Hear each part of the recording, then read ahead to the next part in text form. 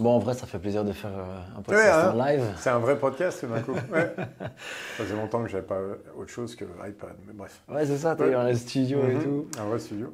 Euh, Bah écoute, on est là en fait pour le séminaire et puis la Coaches Week Oui, en Belgique. Probablement que la prochaine se fera en France. On donnera les dates. dans le sud probablement. Ce serait vraiment Assez stylé. vite en vérité. Assez vite en vérité, Ouais. exactement. On va Dans, communiquer rapidement dessus. dans quelques mois.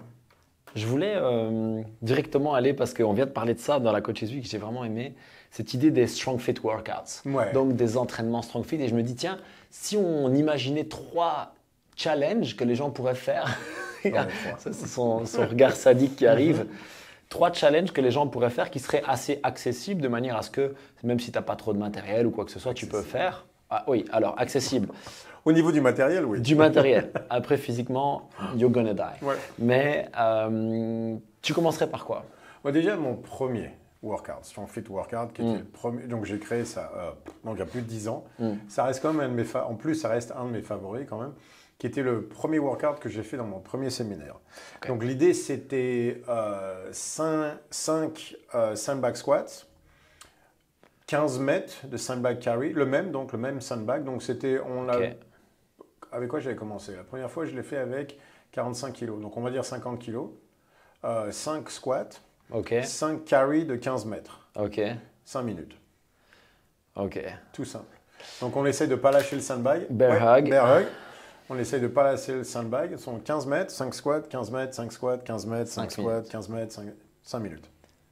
Donc c'est AMRAP, as many Ouais. rounds as possible, Ouais. et on essaie de ne pas lâcher le L'idée, sac. c'est de ne pas s'arrêter. En vérité. Ok, trouvons une indication de charge parce qu'on va nous la demander. Tu dirais quoi, par rapport au poids du corps ou quoi? Non, non, c'est pas vraiment ça. Mais le pas trop sandbag. lourd.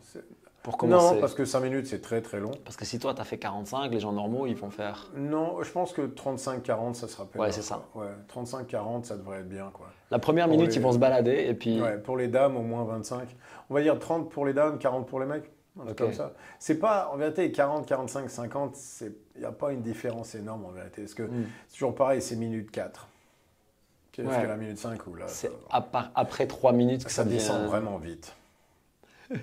Donc le poids est moins important là-dessus. Le deuxième, c'est là où le poids vraiment va tout changer. parce Ok, que let's go. le deuxième, il est méchant. Donc ça, c'est mon deuxième favori qui est horrible. Ça, je l'utilise quand j'aime pas quelqu'un ou je voulais tester, quoi. Donc forcément, ma femme a dû le faire. Et donc, on prend Tu cette veux bague. devenir ma femme?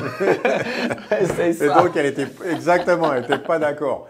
On a fait 5 front squats. En plus, la deuxième fois, elle commençait elle m'a énervé sur quoi? Ah oui.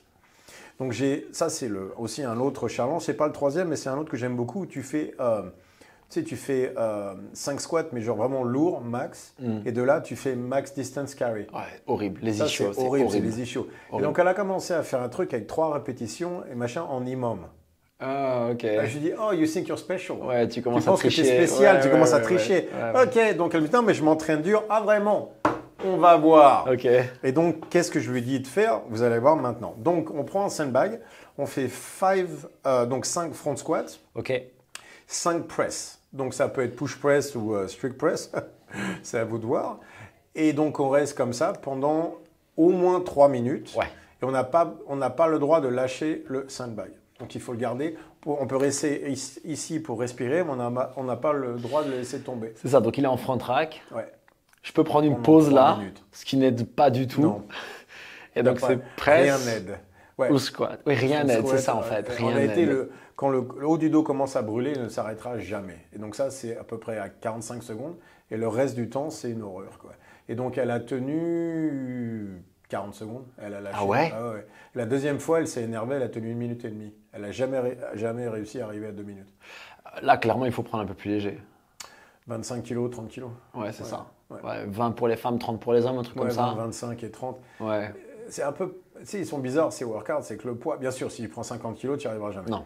Mais 25, 20, 25, 30, c'est plus ou moins la même chose, quoi. Ouais. C'est toujours la même. Mais ça, au niveau du haut du dos, c'est une horreur, quoi. C'est un bon test de structure et de mental en fait. Ouais, mentalement, ouais. Parce que tu vois tout de suite si tu as le haut du dos ou pas. Je peux te le dire, moi, je ne l'ai pas. Parce que ça, c'était. Ça t'explose? Ah ouais. Ah ouais, j'ai 3 minutes, je crois que je l'ai fait peut-être une fois. Et donc, j'essaie de monter au niveau des poids. Et vraiment, je crois que j'y suis arrivé à le faire avec Je crois que 45 kilos, c'était le max. Quoi. Puis Jamais au-dessus de ça. Quoi. Ouais, puis honnêtement, c'est le workout. Tu vas pas vouloir le faire 2 fois par semaine, quoi. À un moment donné. En plus, ça m'énervait, donc j'ai essayé d'être bon à ça. Quoi. Et non, c'était. Il y a un moment donné, le bloc, pour moi, c'était, je crois que c'était 1 minute et demie, un truc comme ça, où. Non, c'était 3 rounds. Il y avait au moins 3. C'est le 4e où j'avais le haut du dos qui brûlait tellement que je voulais le lâcher à chaque fois. C'est toujours été mon problème.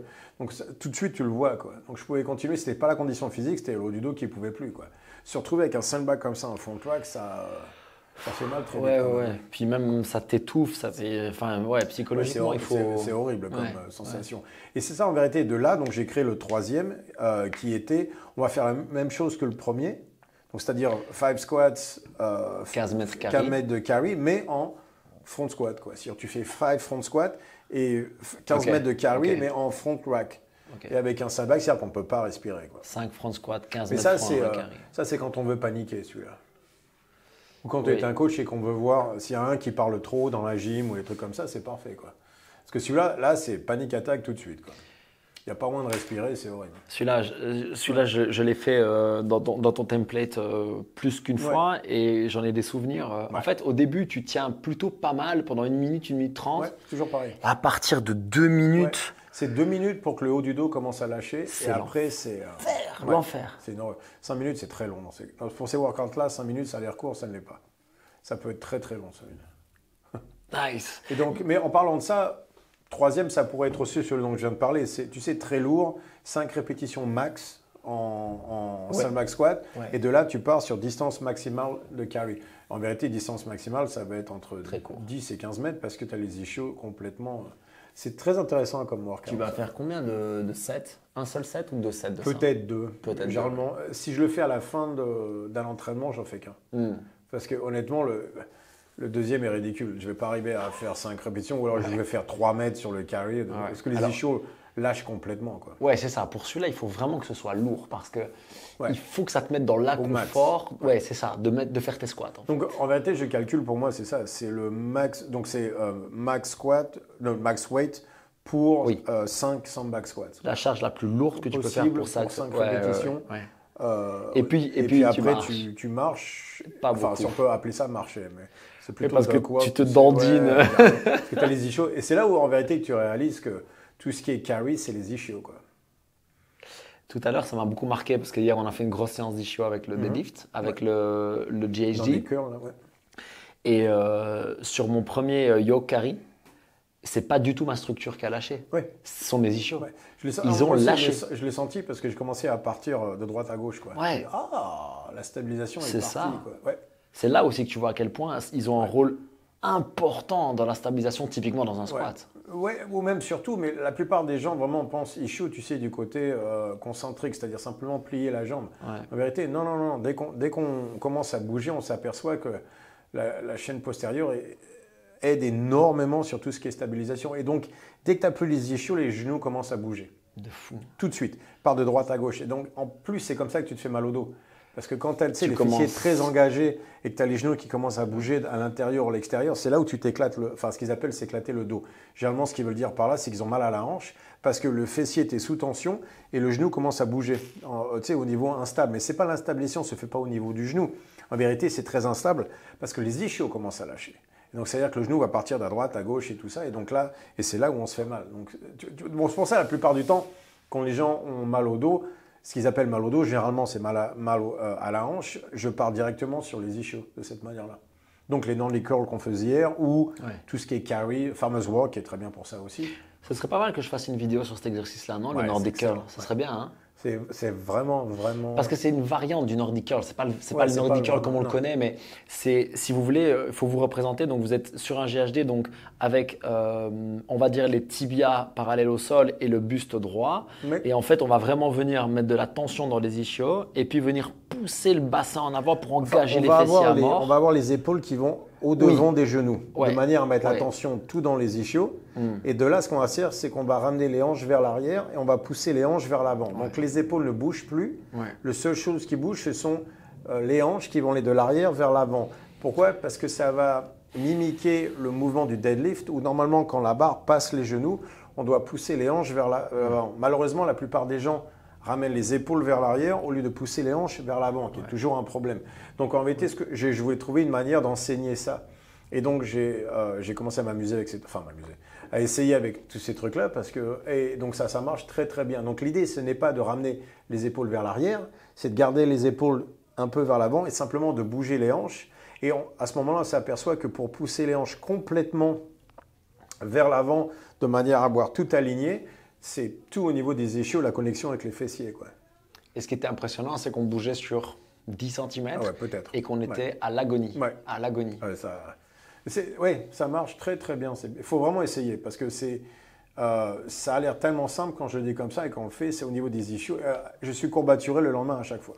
Ah là, on est tous éclatés aujourd'hui. Éclatés. Ouais. Pourtant, on a fait 2 ou 3 séries. Ouais. C'est très très dur. Ça marche vraiment bien. Mais c'est un excellent complément, comme tu le disais. Donc, c'est-à-dire que si j'ai du mal dans le deadlift à engager mes hanches, je vais faire ça avant. Ouais, ok. Par contre, ça risque de m'éclater un peu. Mais il faut vraiment faire attention parce que c'est très très très fatigant au niveau des ischios. Ok, donc peut-être on fait une série avant pour mettre le mouvement. Ou au moins, tu sais, très léger simplement pour retrouver cette manière de pousser les hanches vers l'avant de manière vraiment à ce que ça reste dans ta tête pour que quand tu fais le deadlift, tu penses à pousser les hanches vers l'avant, mais sans trop se fatiguer, parce que c'est vraiment très très dur sur les ischios.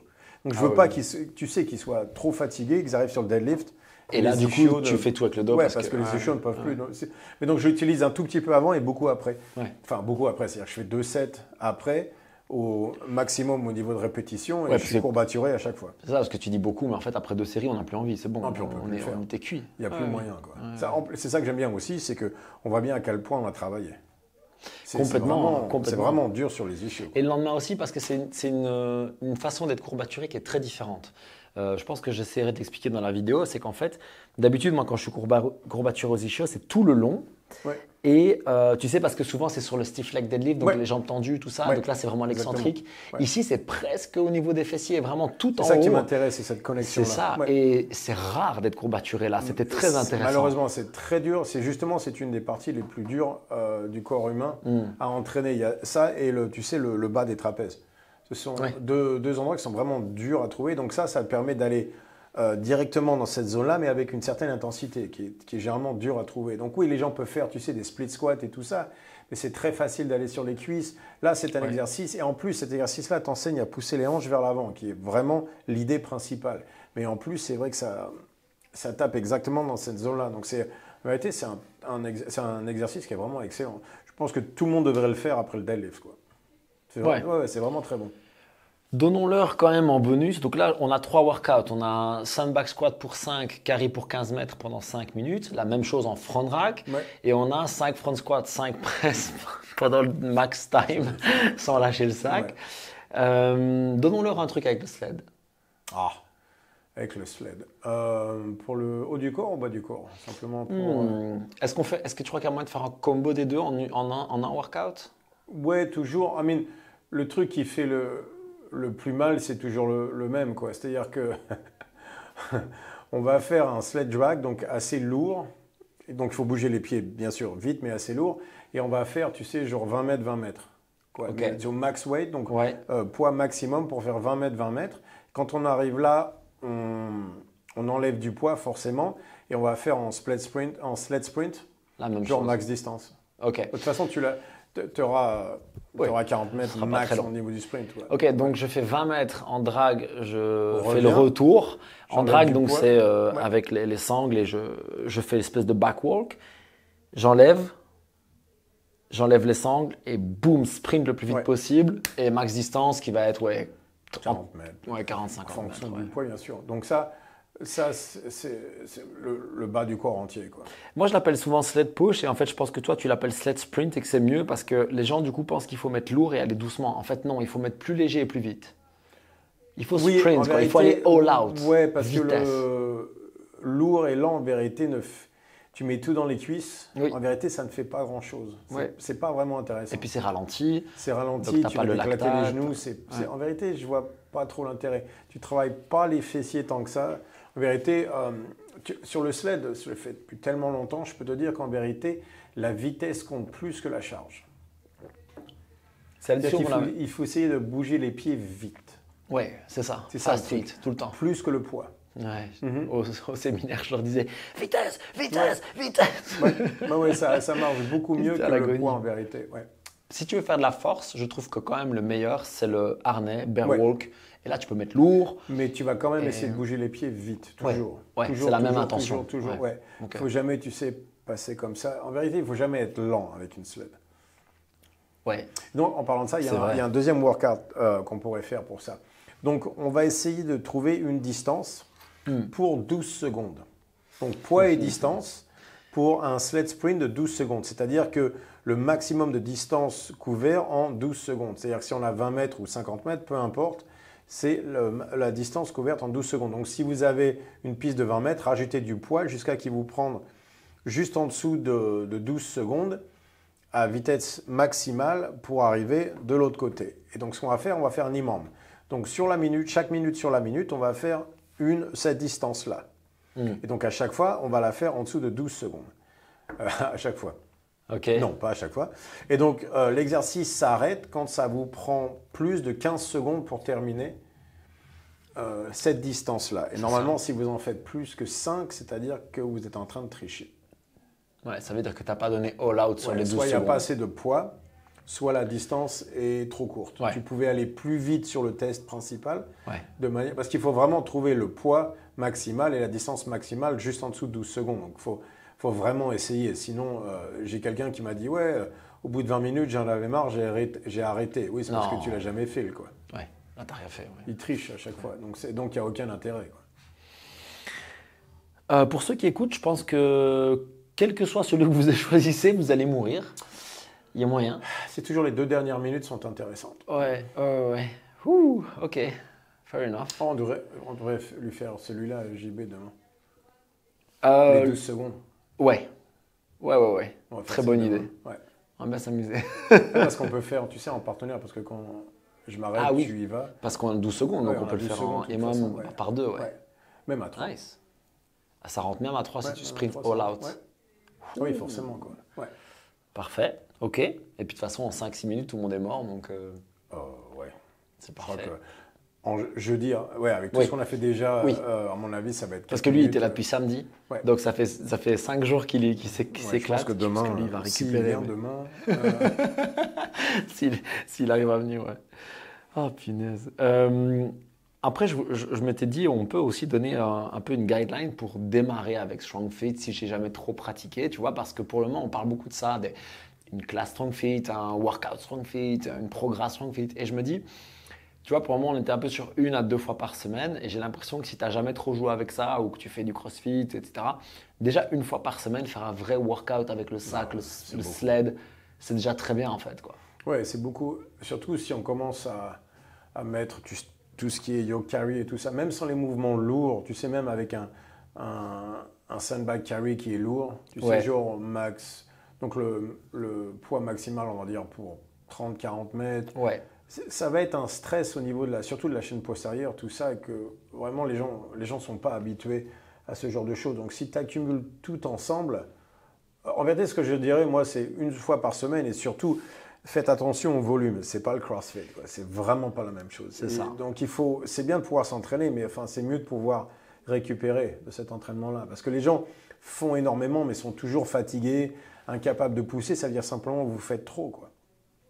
C'est tout. Il vous faut soit un deload, soit une journée off quelque part. Vous faites trop. Donc, avec Strong Fit, ils disent « Ouais, mais c'est que 5 minutes, je vais pouvoir faire ci et ça. » Ou non, ça va vous taper beaucoup plus dur que vous le pensez. Donc, il va diminuer le volume au départ. Essayez ça pendant 2 semaines. Si tout va bien, on peut commencer à monter. Mais c'est beaucoup plus dur physiquement, ça en a l'air. Sur le papier, ça a l'air facile. Oui. Quand on fait, c'est beaucoup plus dur. Ce qui est vrai, c'est que si tu le fais à 60%, par contre, tu peux faire 15-7. Ouais. Aujourd'hui, on a fait, pour que les gens se représentent, on a fait 20 mètres de rope pull et puis 20 mètres de presse. Ça, c'était 1 fois en warm-up. Et puis, on a fait 3 séries de travail. Ouais. Déjà, après 2, plus personne ne voulait le faire. Exactement. La 3e était un peu… Voilà, c'était pas sûr du poids, honnêtement. On aurait dû faire 2 si on avait mieux choisi nos poids. Ouais, j'aurais dû choisir les points un peu mieux. Je crois que j'ai fait même 4 séries et la 4e n'était vraiment pas nécessaire. J'aurais dû arriver tout de suite à la 3e et pas à la 4e. Quoi. Ouais. De là, on a fait overhead yoke carry pour 15 à 30 mètres selon la capacité. Là, en vrai, on a fait 2 sets de travail, peut-être même 1. Ouais. Ouais, parce que j'ai toujours le biceps qui est pas d'accord à gauche, donc je voulais pas non plus irriter tout ça. Et donc, c'était suffisant. Je fais 100 kilos, qui est assez bas pour moi, mais c'est pas grave, c'était mieux que la semaine dernière. Ouais. Maintenant, le biceps, c'est presque là. Donc, je me suis dit, OK, donc 100 kilos, c'est bien. Donc, je fais 80 d'abord, après 100 kilos, je me suis dit, OK, cool, voilà. Enough. Je sens l'épaule un peu, c'était suffisant, donc on Alors, passe au prochain. c'est ça. Et puis toi, au yoke, tu as vraiment décidé de te challenger, mais la plupart d'entre nous n'avons fait que 2 séries aussi parce qu'on était cuits. Ouais, j'en ai fait 4, je crois, mais c'est parce que, en vérité... Ouais, la dernière, c'était un peu ego non, lift, c'est pas ça, c'est plutôt... C'est pas vraiment égo, c'est plutôt pour être sûr que l'entraînement va du bon côté. Parce que j'ai fait le con pendant au moins 6 mois avec la musculation, parce que je suis au Brésil, et le gym où j'étais était un des meilleurs gyms de musculation au monde, sans déconner. Il y a énormément de pros qui s'entraînent là. Ramon Dino, pour ceux qui connaissent, s'entraîne là. J'ai des professionnels de bodybuilding, Brandão, le Brésilien, qui viennent s'entraîner là, hommes et femmes. Et donc, c'est vrai que tu commences... J'avais pas, tu sais, de Jim Strongman ou T'as le envie un Flair peu de et tout rentrer ça. là-dedans. Ouais. Tu commences à regarder s'il a des gros biceps, le mec. Donc, il y a un moment où je me suis dit, OK, j'arrive pas à avoir des gros bras, ça m'énerve. J'ai pas de biceps, ça m'énerve toujours autant qu'avant. Je me suis dit, pourquoi est-ce que je me donne pas vraiment 6 mois, tu sais, pour m'entraîner correctement et tout ça. Et bien sûr, ça n'a pas marché du tout. Parce que je ne suis pas un bodybuilder, je n'ai pas les génétiques. Moi, je suis un strongman. Toujours, même quand je faisais la natation, c'était un sprint. J'ai toujours été un sprinter. Du côté, donc, plutôt strongman. En plus, exactement, comme tu sais, les strongmen, ils n'ont pas de jambes, mais ils ont tout dans le dos. Bref, exactement. Donc, je suis un strongman. Et donc, en attendant, je me suis, par exemple, à essayer d'avoir des biceps, je me suis donné une petite tendinite au biceps à gauche. Donc, ça m'a fait mal à l'épaule. Et donc, bien sûr, mais je me suis dit, oui, il faut que j'essaye au moins 6 mois, parce que ça, c'est le 3e mois. Mais il faut que j'essaye au moins 6 mois pour voir, parce que tu ne peux pas essayer quelque chose et pas essayer. Et valider en 6 semaines, ça ne marche pas. Donc si tu essaies quelque chose, tu le fais 6 mois. Donc, OK, je vais me donner 6 mois. Et donc, sorti des 6 mois, ça ne marche pas du tout. Et donc, j'ai mal partout et je ne suis pas spécialement plus fort. Donc, je me suis dit, OK, donc ça ne marche pas. Donc, je reviens sur le système Strong Fit, mais en même temps, je me suis dit, OK, donc j'en ai... marre de ne pas pouvoir faire certaines choses, je me suis dit, OK, on va revenir exactement où j'étais il y a 10 ans. Voilà. Donc, minimum, c'est quoi? C'est-à-dire que le yoke carry doit être à 800 pounds, donc 360 kg. Je dois avoir un deadlift, au moins farmer's deadlift, au-dessus de 320. Donc, ça, je l'ai fait. Kilos. Donc 160 dans chaque main. Ouais. Donc ça, je l'ai fait. Donc j'avais, tu sais, des trucs comme ça. Mais le truc qui me manquait, donc le log revient, dumbbell revient. Ce qui me manquait, c'était le yoke. Mais en vérité, le problème c'est que le yoke carry, je ne pouvais pas le faire à cause du biceps. Parce que ça appuyait sur l'épaule vers le bas. La pression. Donc tu es ici et ça descend. Donc ça m'éclatait le biceps. Donc j'étais coincé à genre 270 kilos. Et ça, pardon, mais ça n'est pas acceptable. Pour moi, non. Oui, à ton niveau. Non. Et donc je me disais, donc, est-ce que ça veut dire que j'ai un problème au niveau de la structure, le système ne marche, enfin, c'est pas le système ne marche pas, je ne le fais pas bien. Qu'est-ce qui se passe? Et donc, comme ça s'est amélioré et qu'on faisait du yoke carry, je me suis dit, je veux arriver aux 360. Je voudrais au moins, j'en ai marre d'être coincé au-dessous de 300. Donc je me suis dit, je veux faire au moins 300. Je veux voir ce qui se passe. Et donc 300 était facile, donc j'ai fait 340. Donc je voulais voir simplement si c'était un problème d'épaule ou un problème d'entraînement. Et non, c'est un problème d'épaule, enfin de biceps. Oui, donc c'était une validation que ce que tu fais fonctionne. C'était ça en vérité. Je voulais voir. Donc maintenant, j'ai plus besoin de le faire pour... Oui, ça c'est bon, je peux continuer mon système. Donc je vais continuer à travailler sur le yoke carry, mais je n'ai pas besoin de voir si je peux faire 360 sur 20 mètres. Donc là, au bout de 10 mètres, j'ai arrêté parce que je n'avais pas besoin de continuer. Tu vois ce que je veux dire? Parce que je commençais à partir un peu en sucette, parce que j'ai fait 300, j'ai fait 300 ou 320, bref. J'ai fait 300 puis 340. Ouais, c'est ça. Donc j'ai fait 300, 340. J'ai pris juste 2 minutes entre 300 et 340, qui était une erreur. Mais c'est parce que je ne voulais pas attendre.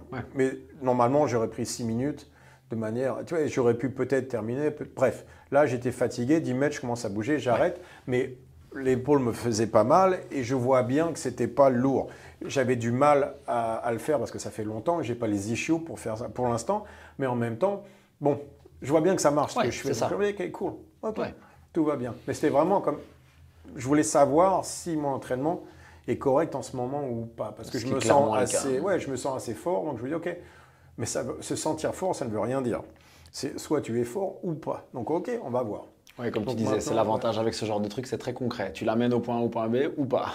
est-ce que tu es arrivé à la ligne non, donc tu l'as pas fait. Voilà, c'est tout.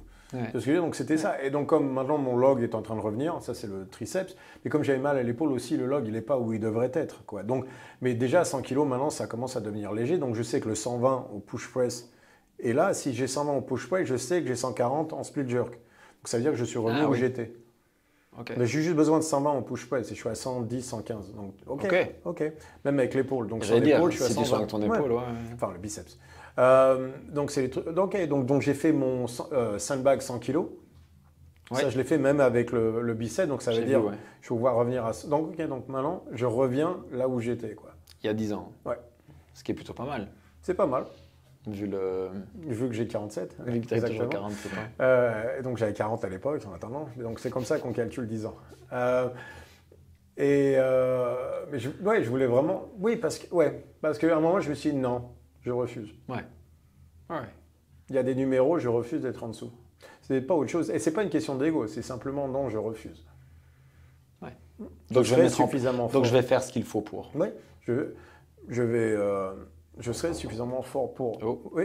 Tu penses que la force a un plafond Il y a un moment donné où ça va baisser. Je veux dire, tu vas pas pouvoir faire 400 au yoke jusqu'à 80 ans, tu vois. Non, mais par exemple, j'ai perdu en vitesse.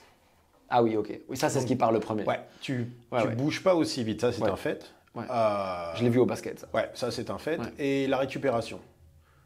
Donc mon problème, ça a été le suivant. Donc je fais un test UC de testostérone et je suis à 660. Donc en tout, qui est vraiment good. Bref, ouais. Et je commençais vraiment à être fatigué avec tout l'entraînement et tout ça. Et le test est descendu à 520. Donc ça veut dire que ça, je peux toujours le faire lourd, je peux revenir en force, mais par rapport à la récupération, il faut que j'adapte les choses. À 10 ans après. Donc je vais pouvoir... Moins de volume? Ouais, parce que je m'entraînais 5 fois par semaine et c'est trop. Ok. Donc je vais descendre à 4 et peut-être même 3.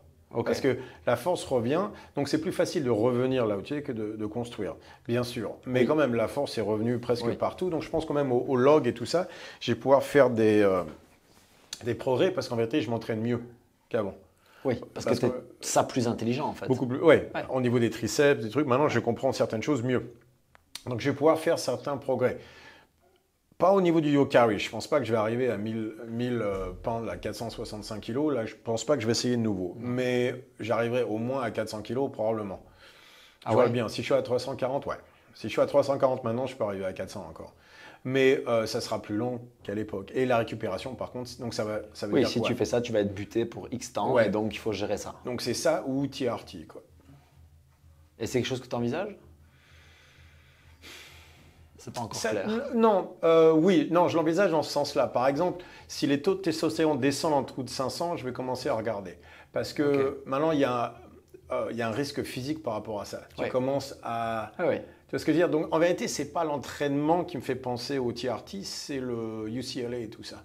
Ok. C'est Los Angeles, c'est tous ces trucs-là. Parce que je commence à fatiguer un peu parce que au niveau du business, tu sais, il y a donc il faut expliquer que tu vis au Brésil et que tu fais des trajets jusqu'à Los Angeles pour aller faire des études avec UCLA, donc l'Université de Californie, qui est à Los Angeles. Ce qui te demande de l'énergie, du temps, des trajets. Et c'est le stress aussi. Et c'est stressant. Par exemple, on ouvre notre 3e gym et la 4e à San Diego. Ouais. De là, on va partir à 10, mais maintenant, on a des investisseurs, donc des gens qui veulent vraiment mettre... Donc, ils veulent mettre des financiers, des financiers. Ils veulent mettre 3 millions pour arriver de 4 à 10 $, donc. Ok. Et après ça, donc, on parle de parler de 10 à 100, quoi. Parce que c'est un autre budget, c'est un autre stress. Non, puis sur un autre boulot, ça, c'est plus moi, de toute façon. Ouais. J'arrive à 10, après, je me retire, je pars du côté recherche. Parce que, en plus, le côté recherche, c'est-à-dire que c'est une nouvelle thérapie cognitive. Et donc, ça veut dire que, par exemple, là où on a 2 gyms, donc c'est pour l'autisme. Donc, les parents ne payent pas. C'est ce qu'on appelle les centres régionaux de Californie qui payent pour les sessions. Ah ouais ? Ouais. Et donc, il y a tout un système en Californie par rapport à ça. Ouais, donc, par exemple, les nouveaux gyms sont à 80% là-dessus. Il y a toujours des gens qui viennent payer directement, mais la plupart des gens, c'est les centres régionaux qui payent pour eux. Donc une espèce de sécurité sociale qui s'en occupe, quoi. C'est ça, ouais. Okay. Et donc, ils payent 65 $ pour 30 minutes. Ok, et ça, c'est le... C'est en ce moment. à l'heure actuelle. Ok, mais c'est pas les parents qui payent. Non, c'est le centre régional. C'est bien. Wow. Ouais, donc au niveau du business, donc t'imagines 100 family, bref. Bien sûr, bien sûr. Puis le nombre de gens que tu aides. Oui, bien sûr, 100 family par gym à peu près. Entre 100 et 120 familles, familles par gym. Wow. Ouais, donc c'est beaucoup de gens, quoi. Donc, donc ça, c'est le code qu'on a en ce moment pour ça.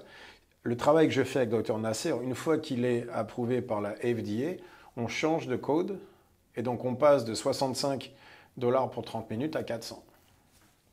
Ok. D'où les investisseurs se disent, hey, il y a moyen de faire quelque chose. Parce que c'est une nouvelle thérapie cognitive et tout ça. Parce qu'elle est validée par université, etc. Alors, par UCLA, elle est validée par le gouvernement américain. Donc. Okay. C'est FDA. Oui, la FDA, c'est la Food and Drug Administration. Ouais. Ok, et donc si eux valident ça, du coup les aides explosent. Ben, du coup, c'est une thérapie psychiatrique. Okay. C'est plus un truc social, tu vois ce que je veux dire, où les gamins, comme la danse, quoi, ça devient une thérapie psychiatrique. Ok, ça change tout. Tout, complètement. Et donc, c'est là-dessus que je bosse en ce moment. Mais donc, t'imagines, les financiers, ils arrivent d'un côté, donc à chaque fois qu'il faut que j'aille. Et la recherche en question, c'est pas... Le truc, c'est que Dr Nasser, son truc, c'est réenforcement positif et tout ça, mais c'est le côté psychiatrique. Donc, c'est essentiellement, tu sais, les mots et tout ça. Ouais. Mais tout ce qu'on est en train de faire, il y a aussi le côté physique. Ouais. Et en parlant de ça, comme c'est une étude, il faut mesurer. Donc, il faut savoir, OK, mais qu'est-ce qu'on va mesurer et comment ? Donc, comment mesurer, ça c'est UCLA, parce qu'ils ont, tu sais, tout ce qui est algorithme et tous ces trucs-là, mais du côté, il faut bien trouver les marqueurs, quoi, les unités de mesurement, ou lactate. Donc ça, c'est mon boulot à moi, quoi, en plus. Donc, il y a la recherche de ce côté-là, en plus de, par exemple, donc la semaine prochaine, la première semaine, c'est PTSD, donc c'est le trauma. Oui. On va avoir 20 personnes. Donc, c'est 20 personnes 3 fois par semaine. Donc, c'est 60 sessions. La première semaine, session entre 30 et 45 minutes. Qui sont épuisantes. Ouais, et puis ça va être 60 sessions avec les autistes, la semaine d'après. Et entre ça, je vais aller sur le Power Project, le 5. Faire un podcast chez Marc Bell. Ouais. Tu vas être lessivé. Donc c'est 2 semaines de ça. En plus, je ne peux pas bosser sur mon truc à moi, sur ce qu'on fait. Tu vois ce que je veux dire, donc, en plus, j'ai mes gens à moi, donc ça me stresse un peu de ce côté-là. Mais donc bref. Donc, ce n'est pas vraiment l'entraînement qui me dérange. Ce qui me dérange, c'est de m'entraîner comme une brute. Tu vois comment tu te sens après. Et puis de là, tu vas sur la recherche, sur le UCLA, sur le truc. C'est très dur. Ça commence un peu à me tirer. Ouais. En plus, ils me demandent de faire des trucs qui ne sont pas mes trucs à moi. Oui. Donc, d'un côté, je dois avoir un focus sur le business, mais en même temps sur la recherche. Et ça, c'est dur pour moi. C'est peut-être le côté autisme, mais c'est dur pour moi d'avoir ces pensées qui vont dans 2 champs complètement différents. C'est la même chose. C'est très difficile pour moi, par exemple, de devoir imaginer construire des vidéos, des programmes et tout, et à côté de ça, devoir gérer la salle. Les deux en même temps, c'est très, très compliqué. C'est pas du tout la même chose. C'est pas du tout la même chose. Ça, j'ai pas du tout le même brain network. Ouais, exactement. Et ça, j'ai du mal. Ça. Je suis d'accord. C'est très compliqué. Ça me... Donc, par exemple, tout ça, et en parlant de ça, je suis vraiment très content de le faire. Enfin bref, tu me connais. Et donc, je veux m'entraîner aussi comme une brute. Maintenant, les deux ensemble, ça devient dur. Et je pense que, en vérité, je pense que je suis tombé à 520 pas à cause de l'entraînement, mais à cause du boulot, quoi. Du stress. Ouais, et puis, tu sais, j'ai une femme, une gosse, donc je peux plus à l'époque, c'était strongman, comme j'avais des clients, mais c'était pas la même chose. Maintenant, les deux ensemble, ça devient un peu plus compliqué, quoi. D'où tu dis que potentiellement la TRT, donc qui est de la thérapie de remplacement de la testostérone, qui viendrait juste combler finalement le manque qui pourrait arriver. Oui, c'est parce que ça me donnerait une chose, c'est la récupération. C'est ça. C'est pas autre chose. Mais on est bien d'accord, en vérité, est-ce que j'en ai besoin ? Pas vraiment, parce que je pourrais arrêter de m'entraîner comme ça ou travailler un peu moins. Et donc, je n'ai pas envie. Exactement. Je sais que je peux, en parlant de ça, si je fais vraiment attention, je peux remonter à 700 parce que je m'entraînerai moindre et tout ça, un peu plus de cardio et tout ça. Et j'ai pas envie de faire ça non plus. Et j'en suis à un point, je me dis non, je veux revenir à certains poids et tout ça. Donc, tu vois ce que je veux dire, j'ai 47 ans depuis 3 ans. Oui, c'est ça. Et on va garder ça le plus longtemps possible. Non, en plus, j'ai un ami à moi et docteur, il me l'a proposé, donc ça serait le truc en pharmacie. Bien fait. Bien fait. Donc, pour moi, c'est une question de récupération. Parce qu'il y a des jours... Tu sais, ce qui me dérange par rapport à ça, c'est que quand je suis comme ça, j'ai besoin de faire 2 jours de Elden Ring, quoi. Ah ouais. Tu as besoin de déconnecter pendant, du 6-7 heures par jour. Divers Tour récemment, si vous connaissez, une équipe de Strong Fit. Il rigole donc il connaît. Équipe de Strong Fit. Enfin, Divers Tour, come on. Mets-le là-dessus et on cartonne. Bref, nerd. Et j'ai besoin de faire ça pendant 2 jours parce que. Ce qui est la preuve que tu es allé trop loin. Mais bon, je suis marié et tout ça. Donc, je ne fais pas des excuses. Est-ce que j'en ai besoin? Non, je pourrais trouver d'autres manières. Mais si ça me permet de m'entraîner comme je veux m'entraîner, d'avoir une meilleure récupération et donc au niveau de la santé, d'être mieux, bien sûr, il y a tout l'autre côté. Trade-off, donc il peut y avoir des problèmes de l'autre côté. Toujours, bien sûr. Donc, ça veut dire que je ne ferai pas le con avec ça non plus. Je resterai avec des doses très basses, des trucs comme ça. Bref, donc il m'a dit que je pourrais faire une injection toutes les 40 jours, par exemple, tous les 40 jours. Ok. Un truc comme ça, donc c'est vraiment un truc sur la stabilité en vérité. Ok. On verra. Peut-être, on verra. Ça dépend un peu comment ça se passe à UCLA. Parce que par exemple, les 2 semaines là qui arrivent, ça me stresse déjà parce que ça va être un gros travail. Ça va faire mal. En sortant de Coaches Week en plus. Donc, Non, ça j'aime bien, ça me dérange pas. Mais 60 sessions de PTSD. Et c'est toi qui fais tout? Ouais, avec Mike, on va le faire ensemble, mais c'est moi qui fais tout. Et il dit, ils sont tous suicidaires. Tous. Ouais, donc niveau. C'est pas trauma, genre, tu sais, je me suis cassé un ongle, ma maman était méchante. Ouais.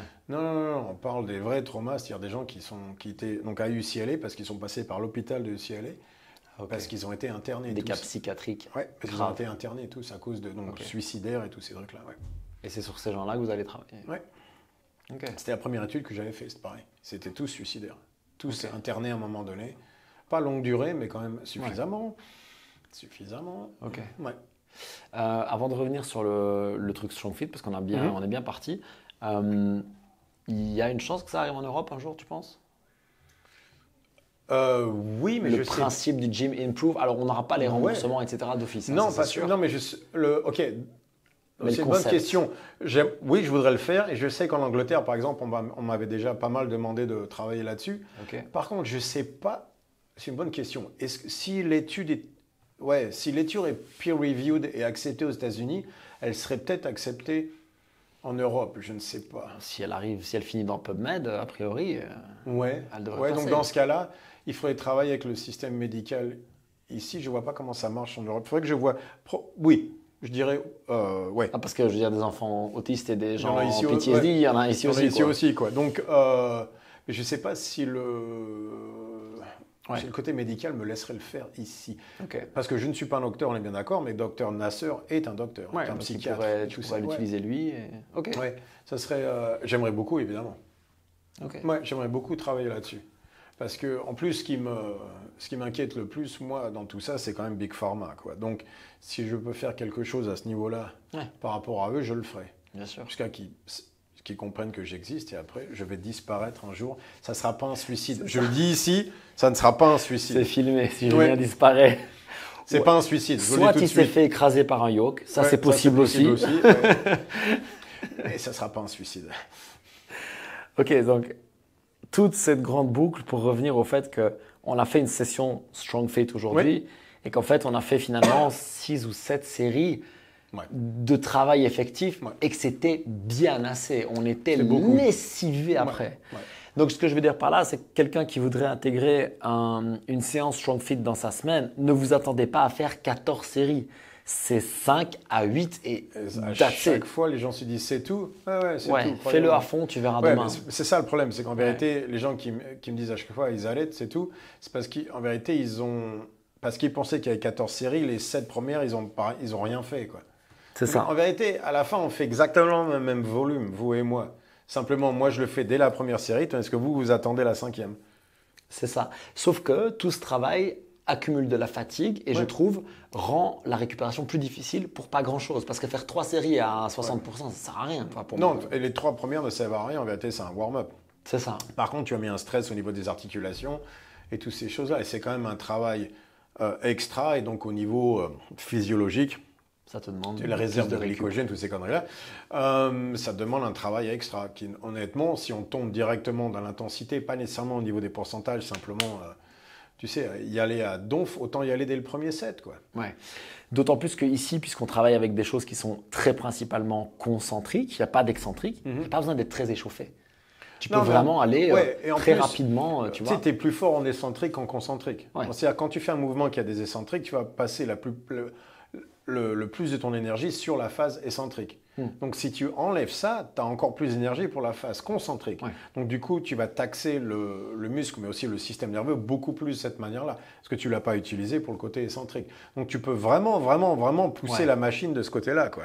Donc les gens, comme ils n'ont pas l'habitude d'aller aussi loin, dans la douleur, dans l'intensité, ils se retrouvent à dire « Oh non, c'était dur ». Non, c'est pas vrai. En vérité, tu as au moins 30% en plus, mais tu ne le sais pas. Parce que tu n'as pas l'habitude d'aller vraiment à fond. Donc, tu pourrais faire ça avec une barre et tu aurais mal partout le lendemain, par exemple. Tandis qu'avec le sled, non. Donc, le lendemain, tu dis « Ouh, mais en vérité, je me Et comme tu n'as pas les signaux, tu as l'impression que tu n'as rien fait. Parce que par rapport au volume que tu fais normalement, c'est pas grand-chose. Mais en même temps, si tu faisais ce genre de choses avec une barre, ça serait différent. Donc maintenant, tu te retrouves avec une sled où tu n'as aucun des excentriques, aucun des signaux, mais tu es allé à ce que toi, tu penses être 80%, alors qu'en vérité, non, parce que tu as enlevé la phase excentrique. Donc le 80%, il est beaucoup plus loin. Ouais. Donc en vérité, il faut toujours pousser, essayer de tirer la corde plus vite, par exemple, un truc comme ça. Et tu vois, même quand on l'a fait ce matin, tous, ils tiraient la corde d'une manière lente. Ouais. Ça, c'est le côté, tu sais, 5 rounds de CrossFit. Tout à fait, Tout le monde a une stratégie, tout le monde a un pacing et tous ces trucs-là. Alors que sur le travail de StrongFit, il n'y a aucun pacing, aucune stratégie. C'est allez hop, à donf tout le temps. Donc, si tu vas vraiment à fond de ce côté-là, c'est 2 sets, peut-être 3, généralement 2, 3 exercices, 6 sets, on a terminé, quoi. Mais donc, pour les gens, 6 sets, c'est rien, quoi. C'est c'est l'échauffement, quoi. Mais ce qui est impressionnant, c'est que quand tu le fais à fond, déjà, tu le sens quand même très vite que tu ne feras pas 10 séries. C'est sûr. Et puis l'autre chose, c'est que tu le sens dans les jours après. Tu sens que tu as quand même, au niveau nerveux, tu sens que c'est dur. Tu vois, demain… Même pendant 2 heures, tu le sens. Ouais, voilà, c'est ça. Quand on a fini avec simplement le row pull et sled press, tout le monde voulait s'arrêter, quoi. Ouais. On est allé sur le overhead carry, ils disaient OK, mais tu voyais bien qu'à l'intérieur, c'est bon. C'est parce qu'on était en groupe, comme tu dis, on s'est un peu chauffé, mais je pense que tout seul, après le sled… Moi, j'aurais pas fait tout ça. Ouais, c'est ça, quoi, tu vois. Je suis content parce que je voulais voir mon yo carry, mais j'aurais peut-être fait demain, quoi. Donc on va construire une séance. On va construire une séance. On va construire une séance complète. OK, so warm-up. On va prendre quelque chose. Donc, imaginons qu'on va faire comme tout à l'heure. On va faire donc row pull pour 20 mètres, sled press pour 20 mètres. Notre warm-up, c'est très simple. On a fait la même chose plus léger. Puisqu'il n'y a pas d'excentrique. Tu arrives du boulot. Tu n'es vraiment pas… OK, là, il faut autre chose. Ouais, je suis d'accord. Donc, on va faire un Q-1 pendant 6-10 minutes. OK. Simplement pour… 10 minutes. Parce que tu n'as pas envie, tu viens du boulot, donc il va falloir changer tout ça, physiquement et mentalement. Donc, on fait un Q-1 pour 10 minutes. Et on va commencer à avoir un peu d'afflux sanguin. On peut faire, comme on va commencer avec le tirage de corde, on peut faire un bicep opener, tu vois, 2 sets, un truc comme ça, rien de spécial, quoi. C'est tout. Et maintenant, de là, premier set, on va le truc normal, simplement avec moins de poids, quoi. Donc, pour donner une idée, je suis arrivé avec le sled plus 70 kg. Le premier set, c'était 20 kg. Ouais. Je n'ai pas fait Q-1. Je suis arrivé, j'ai fait 20 kg, j'ai tiré. Tout de suite, ça a échauffé un peu. OK, donc je suis arrivé après, j'ai fait 30 kg. Je me suis dit, oh non, il y a moyen de faire plus, donc j'ai fait 50. Et donc 50, c'est vraiment le premier set où je bosse, quoi, parce que je ne connaissais pas bien le sled. Donc je fais ça et je me dis, c'est là que j'ai fait une connerie, je me dis, je peux faire 60. Et malheureusement, j'ai fait 70 après, donc ça a fait très mal. J'aurais dû faire 50, 70. Quoi. Je me suis dit, je sais pas, donc je suis devenu une gonzesse. J'ai fait 50, 60 au lieu de passer à 70. Donc maintenant, je m'énerve, donc j'ai fait 60. Merde, j'aurais dû plus de poids, donc forcément… Je m'arrête pas, je fais 70. Et ça fait très mal. En fait, le tout, c'est de trouver la bonne charge de travail le plus vite possible. 2 sets. J'aurais dû faire 50, 70, fini. Ouais. Parce que 70 me permet d'aller un peu plus vite. Et 50 me permet d'aller un peu plus vite. 70 me permet de bosser très dur. On veut intégrer toujours un travail de structure. Là, on est plus sur un travail de renfort stabilisation. Le travail de structure, on le fait avant, après ou on s'en moque? Non, on devrait probablement changer ça. Là. J'adore on aurait pu le faire avant, non?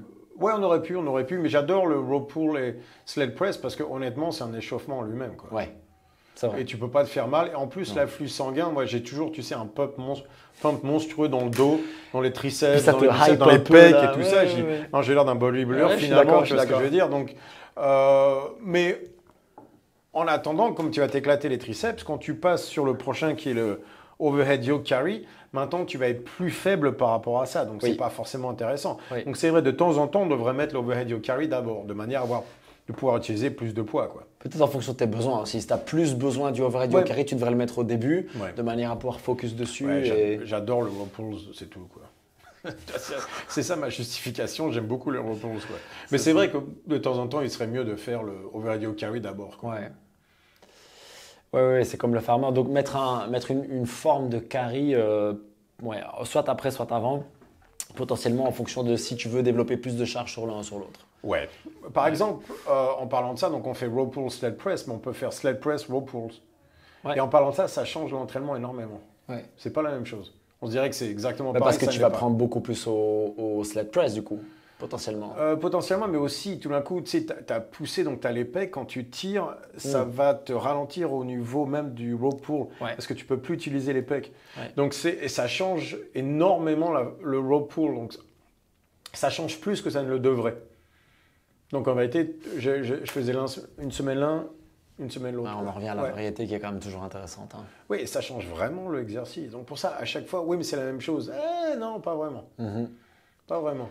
Il y a un truc sur lequel je voulais insister un peu avec le carry parce que c'est quelque chose dont on a beaucoup parlé au séminaire et à la Coaches Week. C'est quand vous faites un carry, ça doit être court et très lourd.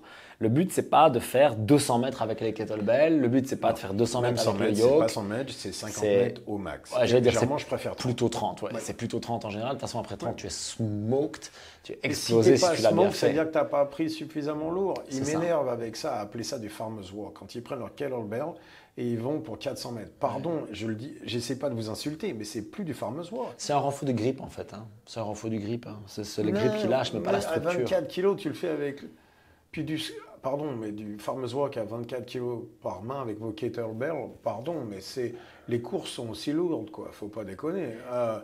Oui, alors... je vois pas l'intérêt, quoi. Je vais mettre un petit peu de l'eau dans le vin de Julien. Le problème, c'est que la plupart des salles n'ont pas autre chose. Donc acheter des farmers, et donc, ça coûte il faut pas acheter cher. Ça, effectivement. Et ça, c'est vrai. Ça coûte pas cher. Je le dis pour les gens qui écoutent le podcast, ça coûte pas cher. Ça coûte 100-150 € la paire. Avec 2 paires, tu peux faire plein de trucs, même dans une classe, etc. Vous faites un autre forme de carry. Mais OK, si on fait du farmer's walk, il y a un but, quoi. On le fait pour une raison. Ouais. Et donc, si vous faites un farmer's walk pour 400 mètres, c'est quoi la raison? Parce que vous ne pouvez pas courir, donc vous marchez. Ouais. OK, mais vous marchez avec 24 kilos dans chaque main. Ouais. Donc, pour faire quoi? Au niveau du grip, au niveau de la poigne, OK, un peu, peut-être? Un peu, enfin bref. Ça fait un peu de résistance dans le grip, mais ça ne fait pas de la force à proprement parler. Tu fais la poigne beaucoup plus quand tu fais les montées de cordes. Quand tu fais les montées de cordes et même le row pull, si tu charges c'est bien, beaucoup plus de grip que ça, quoi. Donc, je vois pas l'intérais. Okay. À chaque fois, tu as les bras pliés, ils se mettent tout dans les trapèzes, ils font semblant de courir avec. Bref, je ne vais pas dire ce que je pense, mais vous n'avez pas l'air tous nécessairement intelligents quand vous courez comme ça, on va dire comme ça. Ça y est, le clash commence. Non, mais enfin, il me le force à le faire. Ça fait des années que je dis pour clasher tous les crossfitters du monde. Ça fait des années que je dis d'arrêter de faire les 100 mètres, 200 mètres avec les farmer's walk. Vous ne voulez pas m'écouter, j'ai le droit de dire ce que je veux maintenant. C'est tout. En parlant de ça, j'avais raison quand je le disais pendant le podcast il y a 7 ans. J'avais raison sur un certain nombre de choses. Donc, je le dis juste là-dessus, votre farmer's walk pour 200 mètres ne sert à rien. Alors, ce qui est vrai, c'est que ça crée, pour ainsi dire, pas d'adaptation.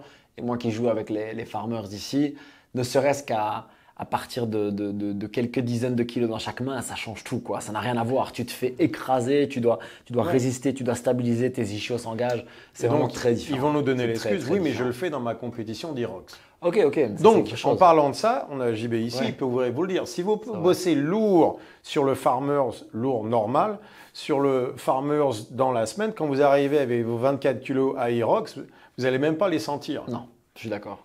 Donc, vous allez pouvoir courir avec vos kettlebells.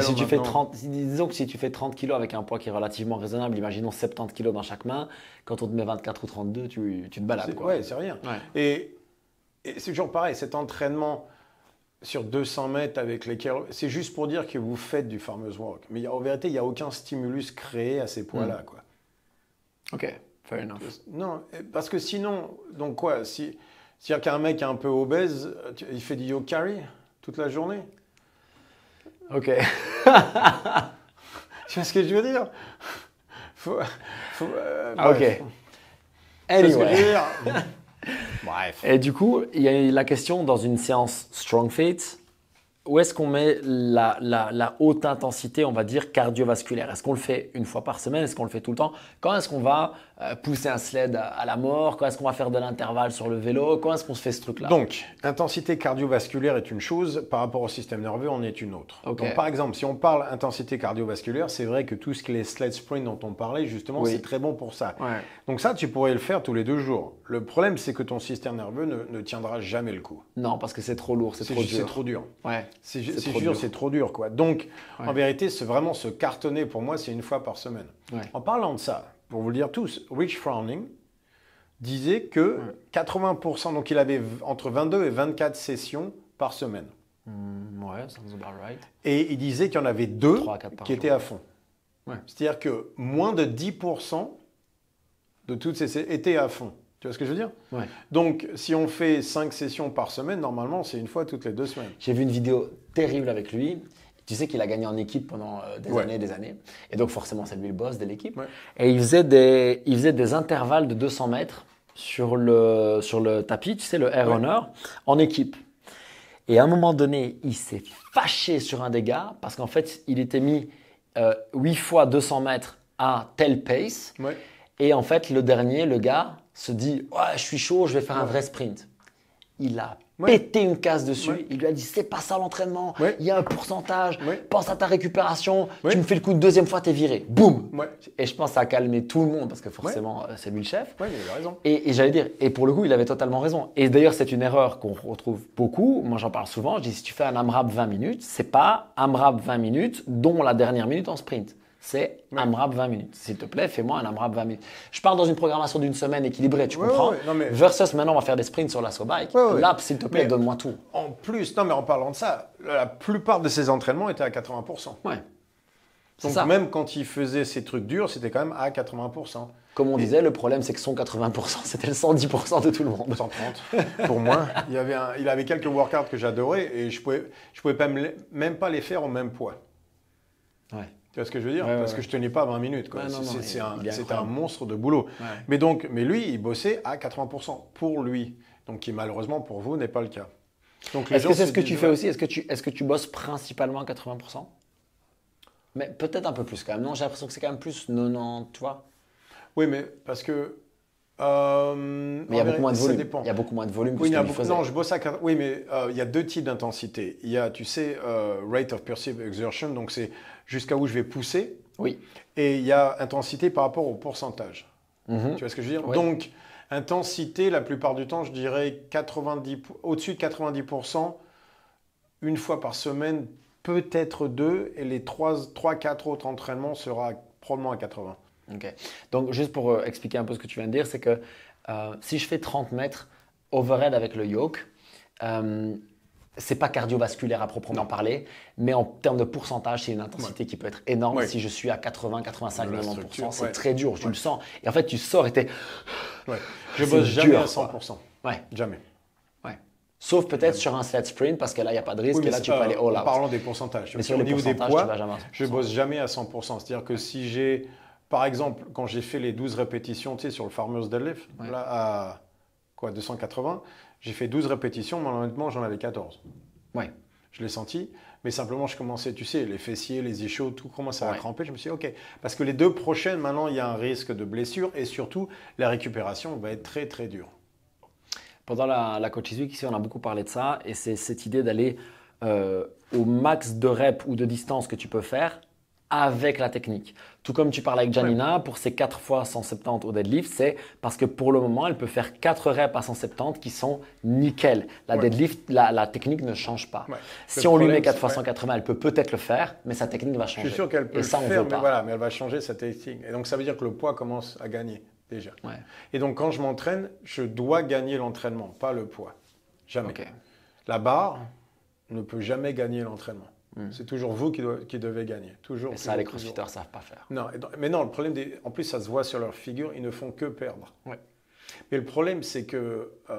mais parce que le problème, c'est de nouveau... Comme ça, non, mais je vais ruiner ta vie comme ça. C'est pour ça qu'ils partent sur Hyrox, quoi. Parce qu'ils en ont marre de perdre. C'est pas autre chose. Donc, Hyrox, c'est CrossFit for less. Euh, mais c'est parce qu'ils en ont marre de perdre. Et donc j'ai vu ça même aux États-Unis pendant des années où les mecs, chaque entraînement, ils le perdent, quoi. Ça se voit. Physiquement, Ouais. mentalement, ils ne font que perdre. Moi, je trouve ça sain, si tu perds tout le temps en CrossFit, d'aller gagner à la High Rocks. Je trouve ça Ouais. sain. Ouais, c'est mieux. Parce de qu'il toute faut façon. gagner. Oui, Ouais. parce qu'il faut gagner. Il faut arrêter de perdre tous ces Donc workouts. ils arrivent à High Rocks. Oui, mais le problème, c'est qu'ils vont perdre à Oui, High Rocks. exactement. aussi. C'est ça le problème, c'est qu'ils vont répéter le même schéma. Mais si tu vois, s'ils Pour allaient l'instant, gagner à l'High Rocks, ouais. ce serait une Mais bonne non, mais chose. pourquoi ne pas faire. Donc continuer le CrossFit et faire High Rocks 2 fois par semaine. En plus, ouais, c'est ça. En parlant de ça, Comme on disait avec on JP. est censé s'entraîner dans des modalités de, tu sais, 25-30 minutes, qui est High vraiment. Donc, Même enfin plus maintenant long, c'est High Rocks, CrossFit, ouais. mais CrossFit n'était jamais censé être 40 minutes. Non, une fois par mois, tu devais faire un hero de 50 Mais même, fois par mois. c'était Dave Castro qui avait dit dans un des, tu sais, documentaires au départ, il n'y a rien que tu puisses faire en 40 minutes que je ne puisse pas faire en 20. Oh, nice. C'est-à-dire qu'il n'y a rien à prouver Ouais. en 40 que tu ne peux pas prouver en 20 minutes. Ouais. Donc on fait 20 minutes. Tu vois Ok. ce que je veux dire? Donc CrossFit, ça a toujours été 20 minutes et en dessous. Malheureusement, on en parlait ça il y a 7 ans, les gens commençaient à demander 40 minutes ou tout ça, parce qu'en vérité, ce qu'ils veulent, c'est des workouts de 40 minutes avec 12 trucs différents, de manière à pouvoir marcher entre chaque truc et se reposer, parce qu'ils ne veulent pas pousser.